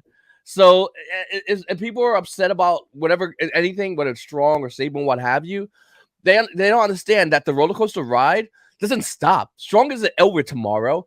There's no end game for any of these cryptos. They're going to continue going. So the best thing to do is wait and be patient and figure out when you can get involved. And that's when I saw Strong. I said, I'm going to wait. I want to eventually get involved in this, but I'm going to wait until a certain price point and I'm going to jump in and I'm going to hold on to it. And that's, to me, I think the best way to do it when it comes down to this kind of stuff. Yeah, man. If you don't mind me asking, putting you on the spot, have you done like research on Strong's like leadership team? Do you like them? Have you listened to an AMA? No. I'm joking. No, I'm joking. That was a funny thing to say. I was like, new idea. Closing my eyes and just throwing it on there. All on black, baby. Roll the dice. I did do that, by the way. I went all black over the weekend and doubled my money. Hell yeah, that's the best way to 50-50. No, I all know $5. Exactly. I know Strong is working on Stronger. They're working on a way to break themselves apart. I believe on the chain, if not their own blockchain, if I'm not mistaken. And any crypto that does that is a crypto I'm immediately attracted to, because when you first start, you need a parent. And that's what a lot of these cryptos do. So these people still stay with their parent, and when it comes down to like nodes and whatnot, stuff like this, I'm still relatively new to it, so I'm still learning. I'm always learning. I'm constantly trying to find out more information, because I think that this is all really interesting stuff. But I like the idea of it, and Strong is a crypto that, listen, if your crypto hits a crazy all-time high, it's going to deflate by nature. But that doesn't mean the deflation is the end game goal. Once again, it can go beyond that. We've seen that with Bitcoin time and time again. So to look at like Node or to look at like SafeMoon, to see it hit an all-time high and go down and go, well, we're done, that was it. You're insane if you think that's the end of it. That is the beginning of it. If you look at other cryptos like, once again, Ethereum or Bitcoin, it's been around longer. So looking at Strong and seeing it hit a $100 price point, that is, to me, is mind-blowing in such a short amount of time. And I do think Strong can go beyond that. I really do. So, yeah, I'm just waiting to get out in on the ride. But, yeah, ultimately, I'm definitely excited about this. I'm still, like I said, I'm still learning more about this. And I'm going to continue to learn more about Strong or whatever, anything I get involved in. But, yeah. Thank you. Yeah, David Moss and his team, guys, that's a stacked team, by the way, in terms of engineering and technology. I mean, check out their profiles, look at LinkedIn. I highly suggest just either joining their Discord or going to the YouTube and listening to David Moss's last AMA, which was voice. And you can just hear, right, when you listen to him, you're like, Okay, yeah, bullish AF. Let me drop more money into this, because whatever he's saying, he's not only very knowledgeable, but he's very confident in what his capabilities and what his team's capabilities are for the future. Yes, there is a little bit of fear and uncertainty right now because of the price, but look at the general market as a whole, right? Every company that makes it out of a bear market that survives is because they continue to push forward, like Joe said, and continue to innovate, right? And we see that Strongblock is definitely here to innovate. They are the ones that created this node as a service in terms of this type of department in DeFi. And now they're looking to really separate themselves by having their own blockchain. Now, when Strong Chain comes out, guys, not financial advice, all the other node projects will be, why invest in something where you don't know, it's questionable where the revenue is coming from when you have Strong Chain that they're producing revenue from their own blockchain, right? Just my 2 cents on that. RJ, Yeah, go ahead. Can I say one last quick thing? Absolutely, please. So something else for everyone else to also remember is that when you look at the adoption of how much money is actually flowing into the crypto markets, right now it looks like everyone's pulling out. But there are people that have taken profits and they're waiting for new positions to try and re-enter, for one thing. And then you also look at what other avenues do people have money currently invested into, that there's a fraction, a just small, tiny amount that's actually been moved out of those sectors to be able to invest into crypto. Think about precious metals, the stock market, real estate, derivatives market. Like that amount, you actually take even 5% from that and decide to inject it into the crypto market as a whole. Imagine the kind of profit potential with all this stuff. When you have deflationary models, the whole supply, like we're on the cusp of some absolutely incredible things. The older generation is dying off. I know that sounds very morbid, but they're getting older. They die off. The new generation is moving in. The newer generation is much more tech savvy. We're the ones that are more open to these kinds of things. And it's incredible what's coming up. And we're just kind of dealing with the pains right now. Not financial advice. Yeah. I wanted to, if people didn't have anything else to touch on, I wanted to touch on things that I've been preaching since the very early days of my channel, and that's how I personally navigate the markets, right? And that's the famous saying that I've been saying since like my first video since June, is Warren Buffett's famous saying. Oh, Tim, you launched yourself, bro. I got you. Don't launch yourself. I did. I launched my ass. But it's be fearful when others are greedy, and be greedy when others are fearful. That is the best way I can navigate the market, because I too am human. I am susceptible to human emotion. So when I see red in the market, I'm not like a cyborg where I'm like, yeah, this has no effect on me, right? I mean, I see the red and I get scared as well, right? But when I see the red in the market, I just look at the compass and it says, be greedy when others are fearful. There is absolutely, without a doubt, a lot of fear in the market. So according to the compass, you got to be greedy, right? When others are fearful. That's a time to load up the truck. That's a time to double down on projects you believe in to your very core, whether that's SafeMoon, whether that's Strongblock, whether that's SafeFu, whether that's Drip, whether that's Animal Farm, whatever you believe in, that's the time to double down. Because when the market eventually corrects itself and we go on a bull run, you have now positioned yourself in a very good way, right? It's not easy. It's not easy to invest when there's a lot of fear within the last, because you don't know where the bottom is, right? But that's why we exercise all these teachings to you guys, where we say only invest what you're okay to lose, right? We say that all the time, but no one ever seems to want to listen to that. And then at the same time, just dollar cost average. Those two things, invest what you're willing to lose, and dollar cost averaging will set you in a good position. That way, you're not so emotional. When people are highly emotional, it tells me one of two things. You are over leveraged and you are over invested. So you shouldn't have invested this much to where you're losing sleep or you're this stressed, right? And it's it's difficult because I know when we see Twitter, when we see Discord, when we see chat, everyone is scared, right? They're like, oh my God, did you just see? We just broke the support level. What are we going to do? Do I sell? Do not sell. Not financial advice, right? Do not sell. Because that's you know, if it's a project that you believe in, like Strongblock, right? You just heard the entire team here, the entire roundtable, that we believe in Strongblock's team, their leadership, just like a lot of people believe in SafeMoon's leadership. They'll make it out. They'll make it out okay, right? So that's just my 2 cents on that. Did anyone else have anything else to say about that one? Strong block just went up more. The more we talk about it, the more it goes up. So That's it. That's it. It's It's the more that you talk about it, Tim. Keep Me? talking about it. Oh no, Yeah. I drop everything. So don't. No. I mean, hey, it's one of those things right now. It looks like I was actually just going through all the charts. There's a lot of green right now.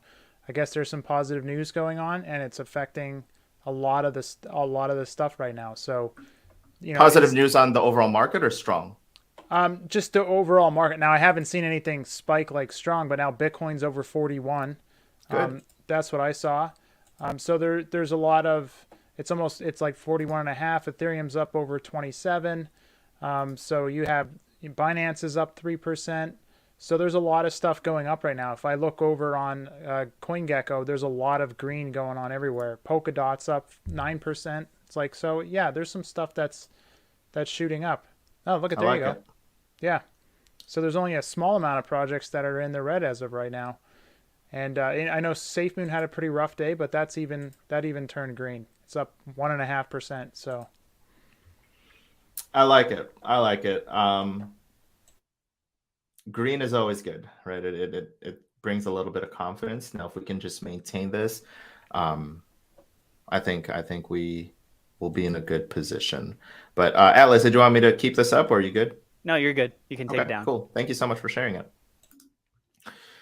We have pretty much half and half here. I'll leave it to the roundtable group what you guys want to talk about. But we saw people wanting to talk about Seifu and people want to talk about Drip and or the Drip ecosystem, which is Forex Shark. So what do you guys want to talk about? I'll leave it to the panel.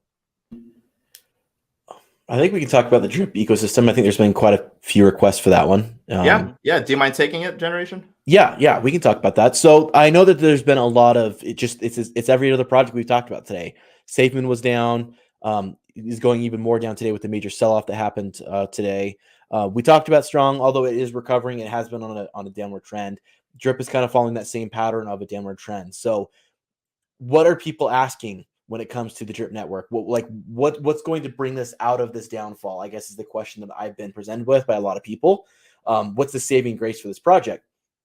And so for people to kind of understand what's going on right now in that ecosystem is Forex Shark, the main developer on that, he has built another project called the Animal Farm.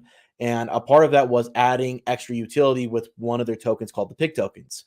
So they wanted to create basically what was called a piggy bank, where you could go ahead and it's basically farming there, where you could, you stake your tokens, and you can earn some rewards that way. And they had some issues with their contract. And so because of those issues with their contract, they needed to go ahead and completely rewrite a new contract. And that required a V2 version of the token in order for that to function properly. And so they needed to migrate all the V1 tokens over to V2 and get everything switched over that way. So in order to get that all done, it's taking quite a bit of time, and it's taking more time than they originally anticipated.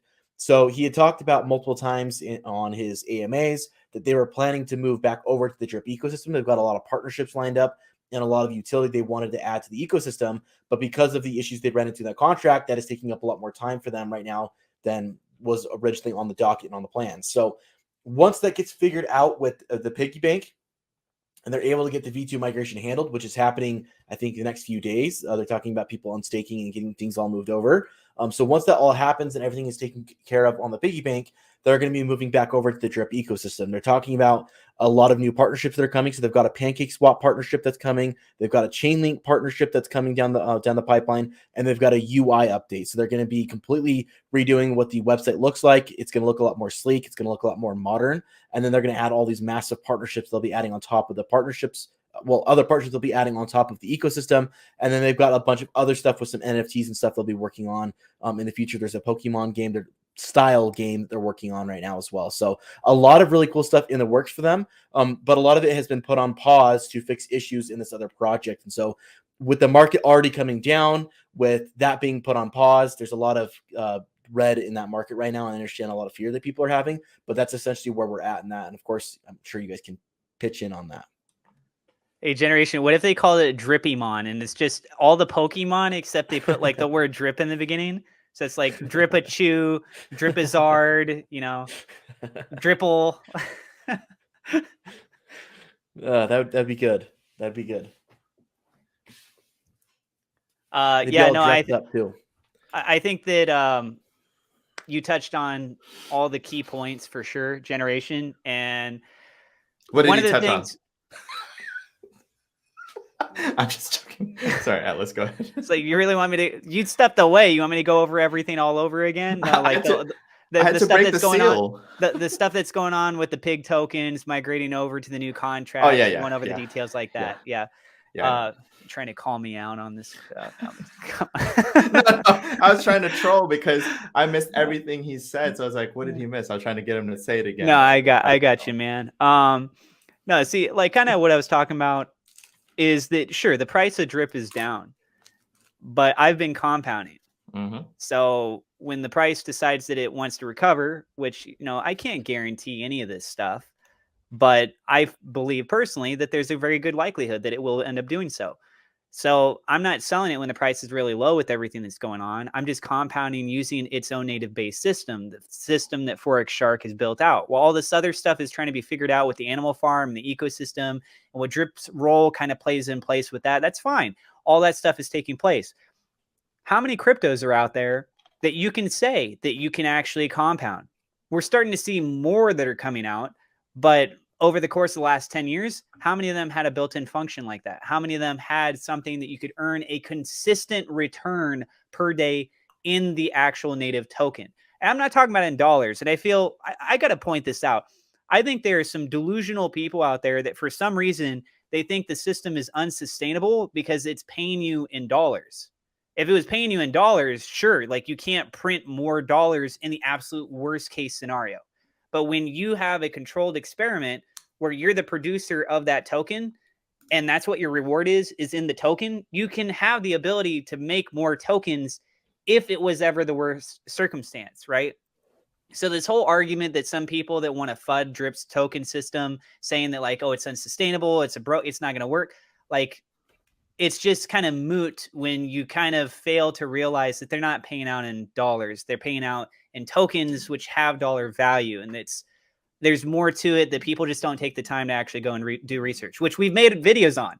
Numerous of us have made videos on, and the content is out there, the information, the white paper, but people don't want to take the time to do that because they're too upset about their other projects that they invested into that aren't doing well, that they don't have the actual luxury to be able to talk a lot of good things on them, right? I'm not going to name drop, but I'm sure everyone here and the people that are watching the stream could probably think of some people that are being extremely negative Nancy's, and it's because they don't have enough good information going on. So what are they going to talk about? They're just going to talk about crapping all over these other projects.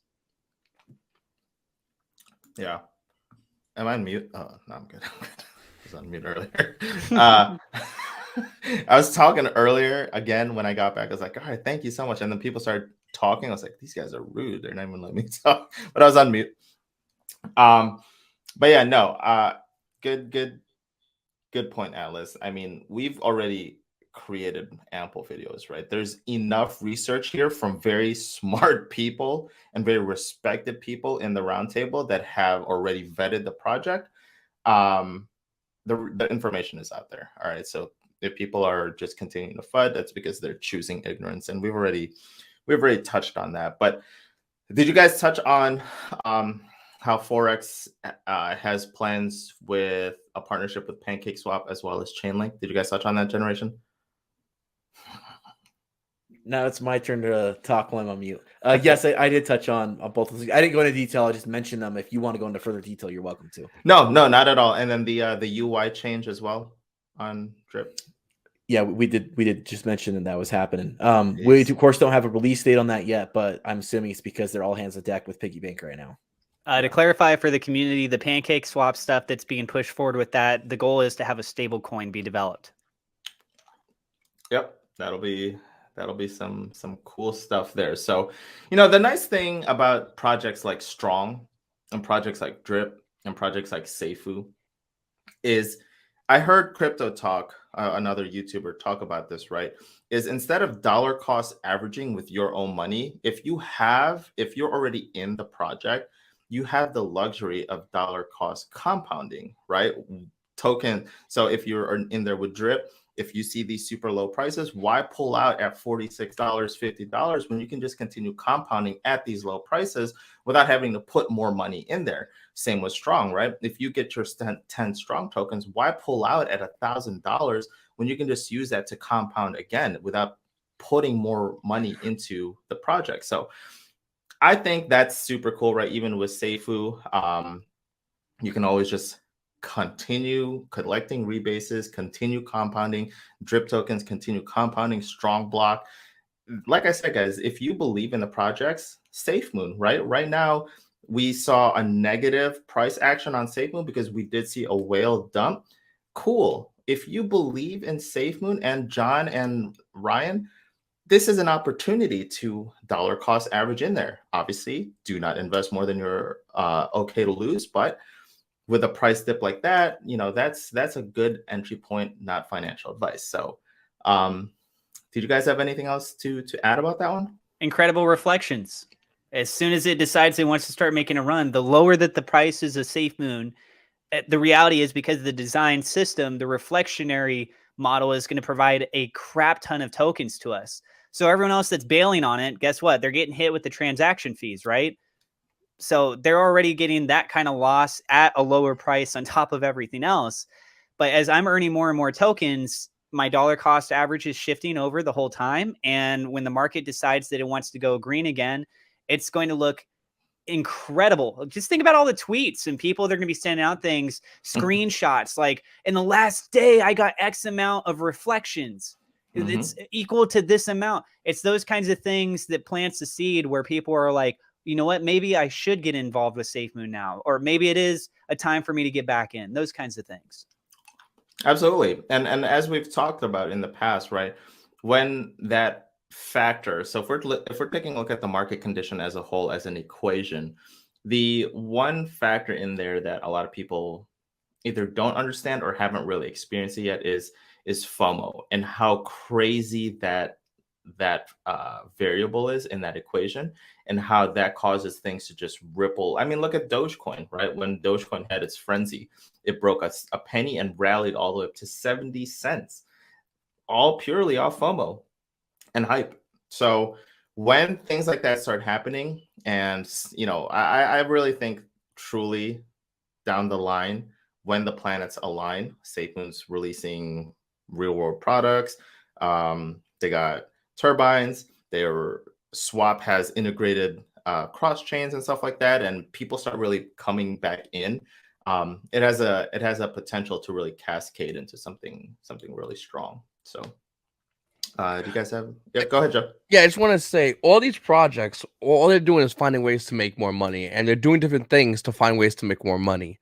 And you know it's a really good project when everyone's copying it. Like, I'm not sure everyone knows, but like, there's Drip copycats right now. There's SafeMoon copycats in time, like if not already. They're Strong copycats. Like, they're just copying something that's good, something that's working, something that's great, has a massive community because they want to get and feed off of something successful. And every one of those, once again, SafeMoon, Drip, especially, there's so many fudsters with no basis, only allegations, only rumors, only I heard this from over here. That's all it is, okay? So when it comes down to these projects, those who stick around right now, those who get involved and have been involved are going to benefit the most when the project does good. You know, the project's not going anywhere, and we're waiting for a crypto boom. There's a good chance we could, crazy notion, be part of that boom. So it's crazy to see people attack other projects or have doubts or any of this stuff if you ride it through. On Drip specifically, if all you did was compound. I'll give you an example. I have 106 Drip. roughly. And if I just kept compounding, by the end of the year, if everything's still exactly the same, so we're talking exactly the same as everything is, nothing moved, the price still the same, BNB still, all that's still the same, I'd be roughly around $1,370 per day, every single day. In a allegedly down spiral, allegedly whatever, $1,300 a day, every single day. That's insane.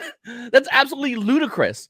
But And that's what what's Drip incredible. does. What's incredible with that too, Joe, is that it's not limited to just that 1 year. If you decided to keep compounding, because there's other people that would potentially make the argument, well, yeah, you're saying it at the end of a year, you're going to start selling it. Well, other people, they're all going to be selling it at the end of the year, so the price is just going to crash. It's like, no, it has an extended time-based system.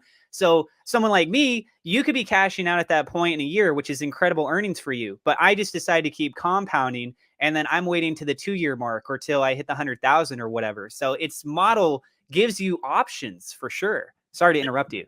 No. Next month, actually, it's funny you say that, because next month, everyone who got in when Drip first started, next month would be the end game goal for all those people for compounding. So next month, that's it. They're done. That's going to be all those wallets have been out, that's been compounding. A majority of those wallets are going to be done by next month, meaning they can just create new wallets, because you could just do it again, by the way, with Drip, create a new wallet, and you're good to go. So they can be doing that. But for everyone that started, they're going to be ending. And as they're ending, people like me, you, and maybe others are going to be compounding as well. So it's going to continue to go. It's going to continue to grow. And the craziest part about this is people are still going to FUD, but there's other people who are just making a ton of money. There's people who are compounding and growing their money. It's like, do you want to make money or do you want to bitch and complain? Like, you only have two options. There's make money and just complain about it. That's it. Two options. You're done. And everything else is BS. Now, I'm not saying Drip is perfect. Drip definitely has issues. I think their communities are attacking each other now. They're at that point. They reached the community attacking each other level. So that needs to be fixed. Like, badly, like YouTubers and like mods are going at it. I'm watching from the sidelines, but I see that, and that's insane to me. But then it's ironic because kind of whatever. But they're at that level, so that's a level of success. We know your crypto is really successful when parts of the community are going at each other's throats over ideological differences. Maybe it's at that point. I don't know, but they just recently hit that point. So congrats. But it's still good to see. It's good to see that they are still here. They're still pumping out and they're still doing their thing. And I'm really excited about Drip. I do like Drip a lot. I think that people who look at Drip and say it's a scam or it's a Ponzi, they've never did their research. And it's really easy to not do research and bitch and complain. In fact, we know this already because people have done it with SafeMoon. And when we confront them and say, hey, what do you got? And we answer their questions, all they do is, that's whatever. Because that's the argument of someone that has no idea what they're talking about. And we hear that a lot in SafeMoon when we do get outfudders. So when we see people with Drip, it's the same exact thing. They'll say, I have sources. Bro, sources mean nothing. My dog got sources. It means nothing. It's imaginary. Like my imaginary friend has sources. It means nothing. Bullshit. Give me proof. You have none? Then get in my face because I'm trying to make money. The goal of crypto is to make money. I want to make money. I want all of us to make money. So anyone coming in here and is lying and BSing and has nothing, no ground to stand on, they're stopping you from making money. They're taking money out of your pocket. They're taking money and success from your family because they want you to work that 9 to 5 because they don't want you to be successful. That's what we have here, and that's the issue here. Overall, though, like I said, I'm excited about Drip. I'm excited about SafeMoon, and anyone talks about any of that stuff, bad about it, with no evidence other than sources and bullshit, is trying to take money in my pocket.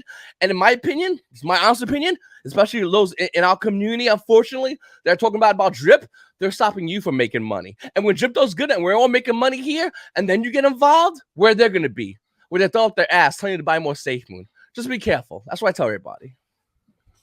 Thanks, Joe.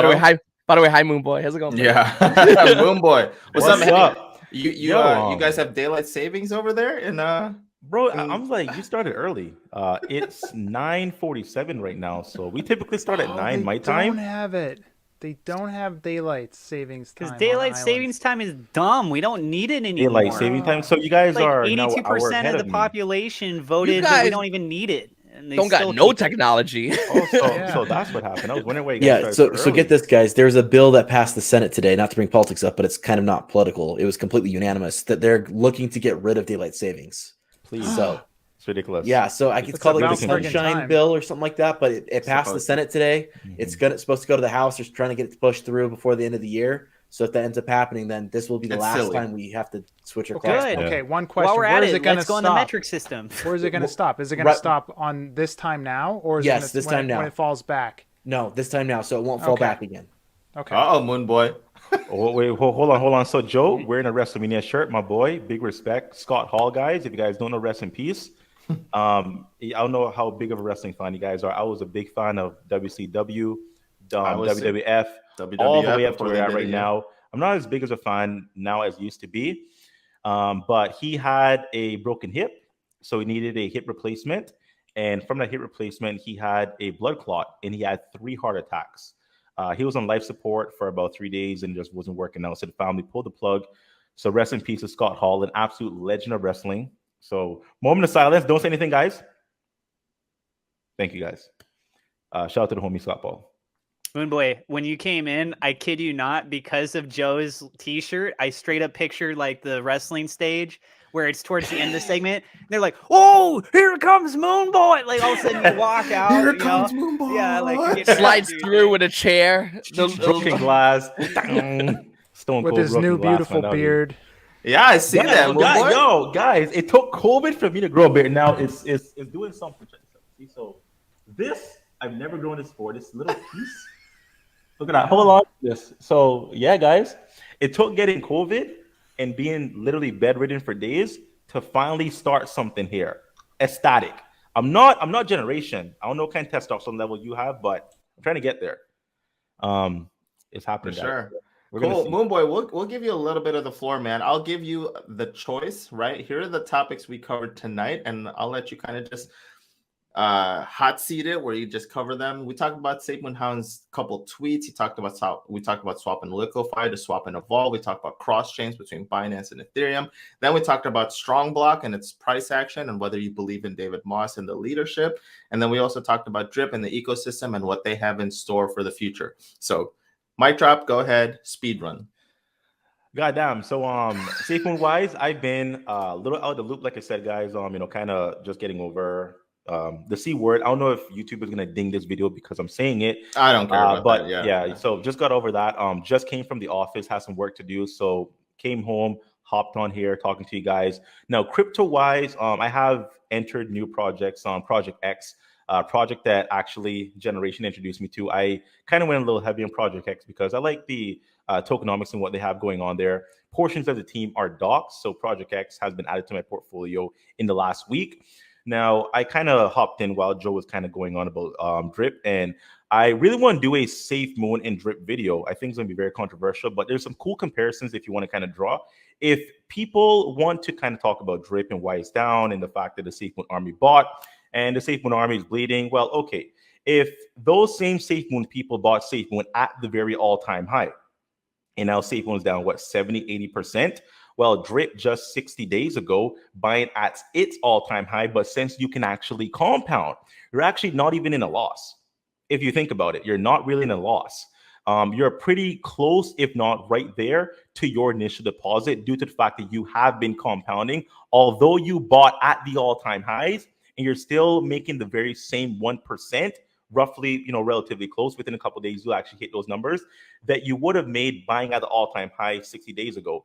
So when it comes to loss of money and loss of revenue, Drip has held up and has had less time on the market from its all-time highs, comparable to Safe Moon, whose all-time highs, if we do the version 2 all-time high, I believe that was back in October, November. So, consider people who bought Safe Moon's all-time high versus where they're at right now, versus Drip all-time high versus where they're at right now. But the fact that you can compound that 1%, it does make a difference to what you are currently making on an everyday basis. And I've flipped my stance a little bit on overall crypto, right? We all jumped in this with the overall idea of hodl, hodl, hodl, hodl. That is how you make money. You buy the blue chips, you wait X amount of years, X amount of months, whatever, right? But being introduced to Drip, Strong, Project X, all these cool coins. A lot of other ones. I'm not going to say the other ones because they're kind of still a little iffy. This really has opened up a really incredible door for me. So I've allocated quite a bit more of my funds to more strong. Still want to stack up more of those nodes. Still compounding my 1% of my drip. I've actually been able to take my literal daily profits from drip to put into my real life business.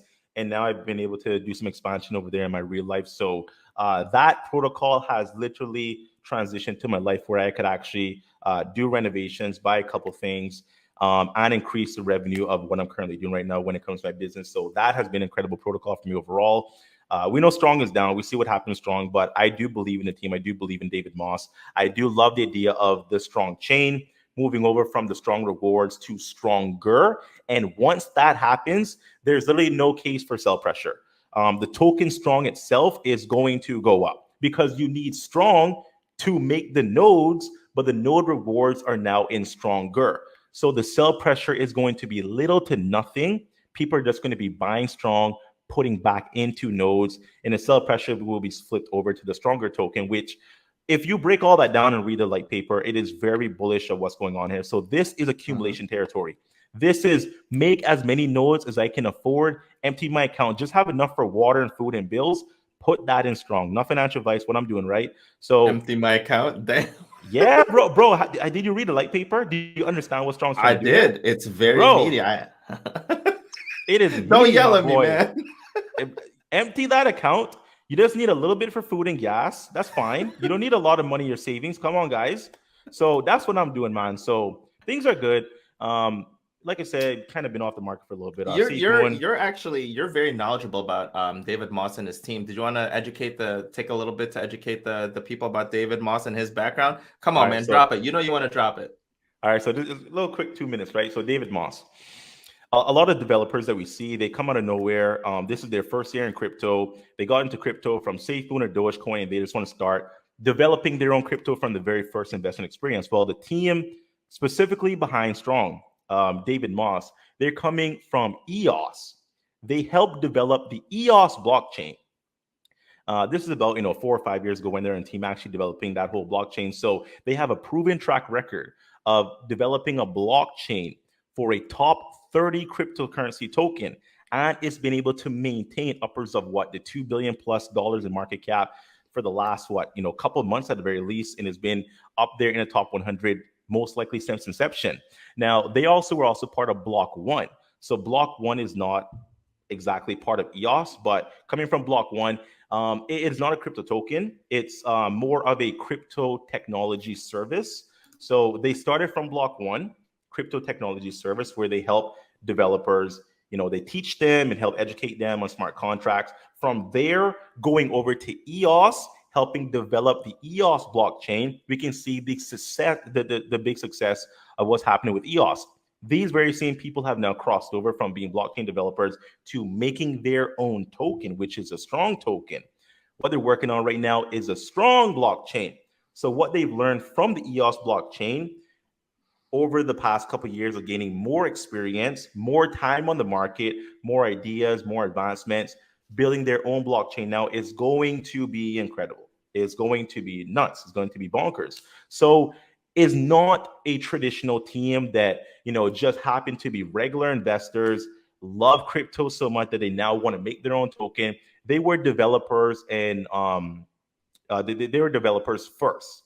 They came on the market developing, learning the coding first, and now they're advancing that very same way they started crypto. And I believe David Moss has been developer of smart contracts for the last 6 years. So a lot of history there, a lot of experience, massive resume. I mean, come on, these guys are not stupid. They're not dumb. They have history, they have ideas, and they have proof of their concepts coming to the market and being very successful. So I don't care about Strong price. I know what Strong can do because I know who's behind Strong. Incredible people, and I'm bullish. Yeah, Boon Boy is probably the second person right under David Moss to make me insanely bullish on Strong. Like when he talks about Strong and David Moss, I'm just like, all right, you know what? He's right. I just need a little bit of food money. Everything else is going into Strong. So I'm just joking. That's not financial advice. Yeah, man. No, that's facts right there. Very intelligent. We've told you guys this several times. The Strong block leadership is very geared towards engineering and technology. They know what to do. As Moonboy said, they have experience in building EOS and Block One, right? So now that they're saying they're building their own blockchain, bullish. And I've told you guys this several times. It's up 25% right now. So See, now Moonboy, look what you did, Brett. it's 165 now. So You just- no way. That's a lie. Look at Hey, look at Moon Man, I'm keep not talking, buying. man. Keep talking. Oh, hey, crypto overall is taking up. Bitcoin's over 40K. What just happened? I'm just yeah, looking at dude, the it's market. because Wait, you wait, came wait, on wait. here with that beard. People are just like, let's buy crypto. Yeah, You Strong you is up graduated 25. from Moon Boy to Moon Man, and the market recovered. Yeah, Atlas, what'd you you're say? talking It's a about moon, man. you're talking about strong, and it's going up in price. Start talking about SafeMoon right now. Like, come on. I'm gonna let SafeMoon work. Where's our presence? By the way, it's mid-March. What's going on there?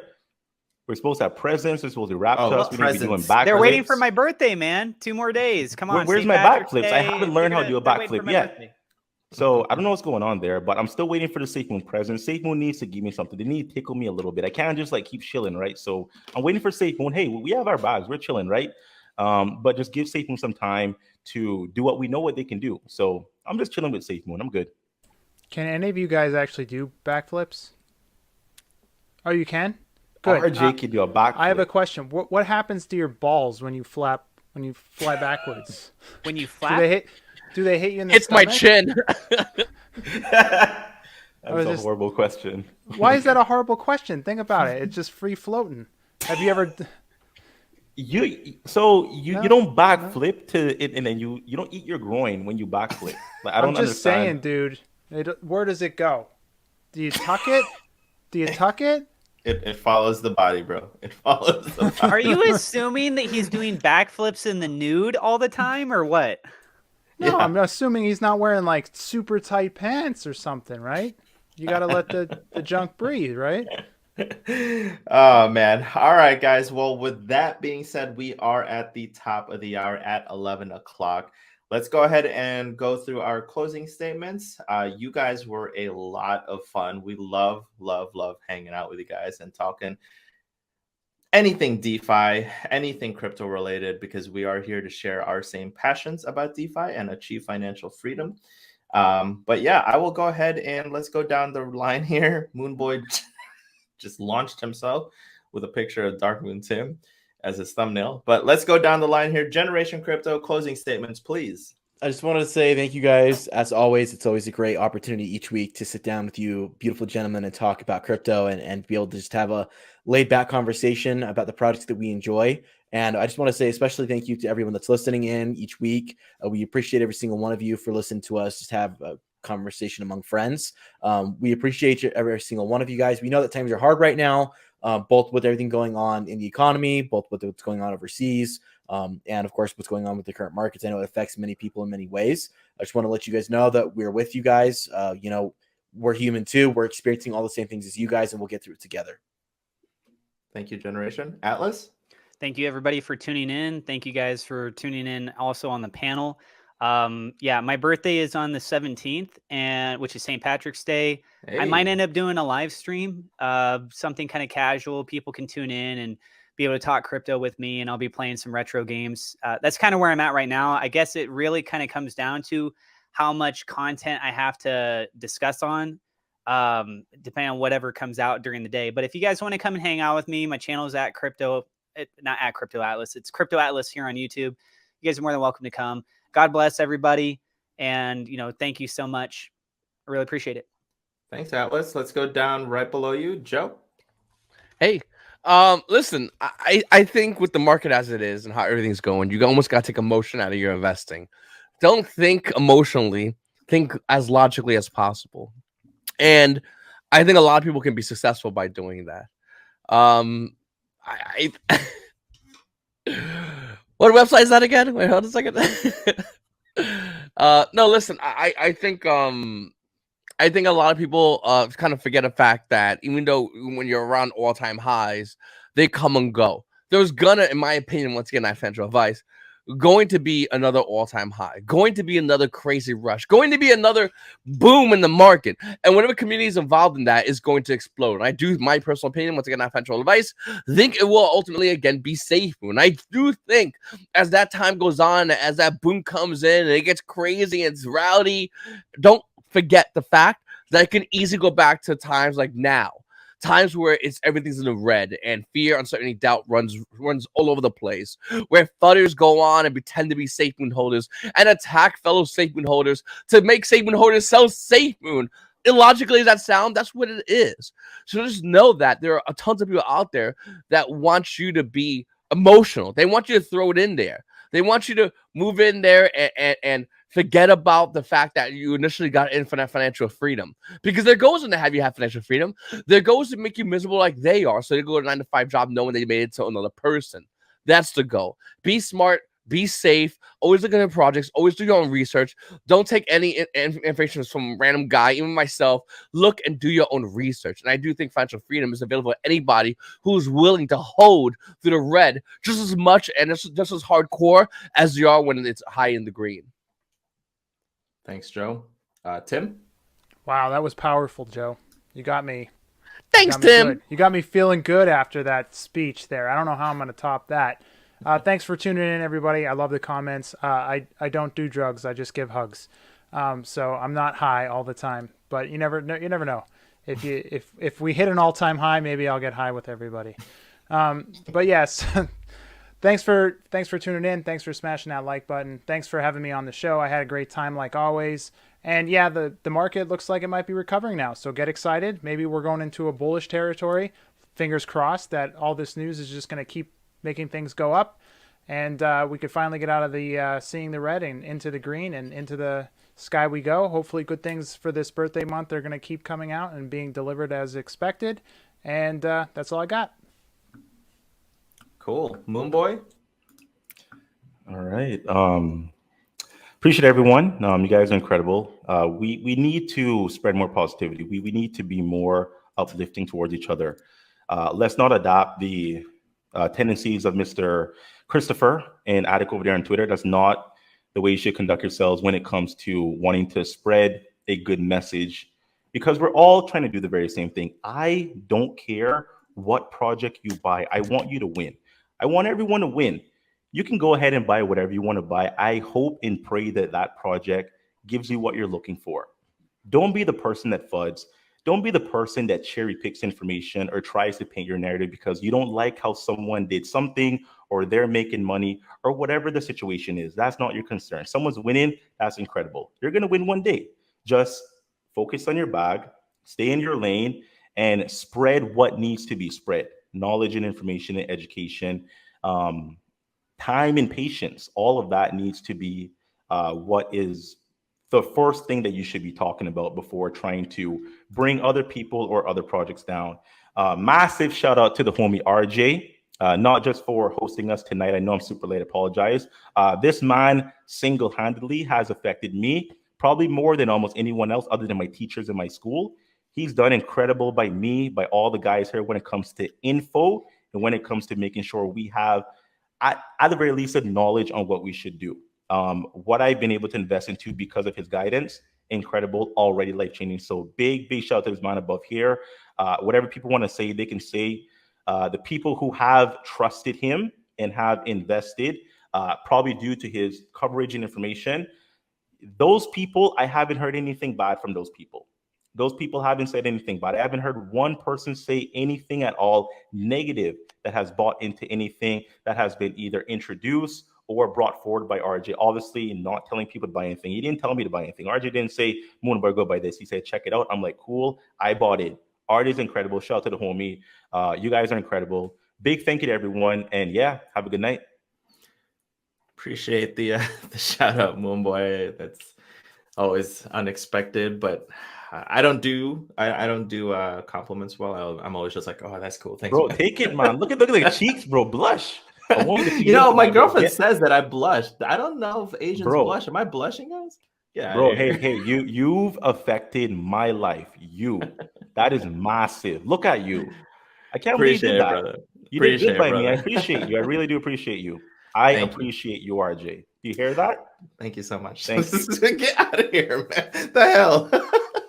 No, I appreciate that. Thank you so much to the panel here. If you guys haven't already, please subscribe to every single person here in the roundtable. Also, Adam, who's not here, wasn't able to make it, but every single person here, Generation, Atlas, SafeMoon Joe, Darkmoon Tim, and Moonboy, these guys are this panel, I love coming out and hanging out with these guys. You know, people forget, right? We don't have to do this. Like, people have families, right? People have girlfriends. We don't have to do this, but we like doing this because we like talking about DeFi. We like talking about everything crypto related. You know, when you hear other spaces say, we're here to collect DeFi, we're here to collect as a collective to promote DeFi, but then they cherry pick, like Moonboy says, they cherry pick certain things and cherry pick certain topics. That's not what they're about, but that is truly what we are about. As you can tell how we present ourselves. You can tell how we present the information. We are truly passionate about not only financial freedom, but DeFi and spreading the knowledge to the right group, right? It is a scary market out there, but just remember, never invest more than you can afford to lose. Be smart. Do your research. The best way to hedge yourself against uncertainty and doubt is by doing ample research. You know, just immerse yourself in the research. If you like what we're talking about Strong Block, if you like what we're talking about SafeMoon, if you like what we're talking about Drip, do the research, hedge yourself against the uncertainty and the doubt, and then just load up on the bag, and you will see that is, you know, be greedy when others are fearful. And there's a lot of fear in the market right now, and that's the time to load up the bag. Obviously, with that being said, this is not financial advice. This video and this entire panel, we're here, but, you know, simple entertainment and people just talking with one another. With that being said, thank you so much. We love hanging out with you guys. We will see you guys on next week's episode of the Roundtable, which will be episode 16, and we will catch you guys later.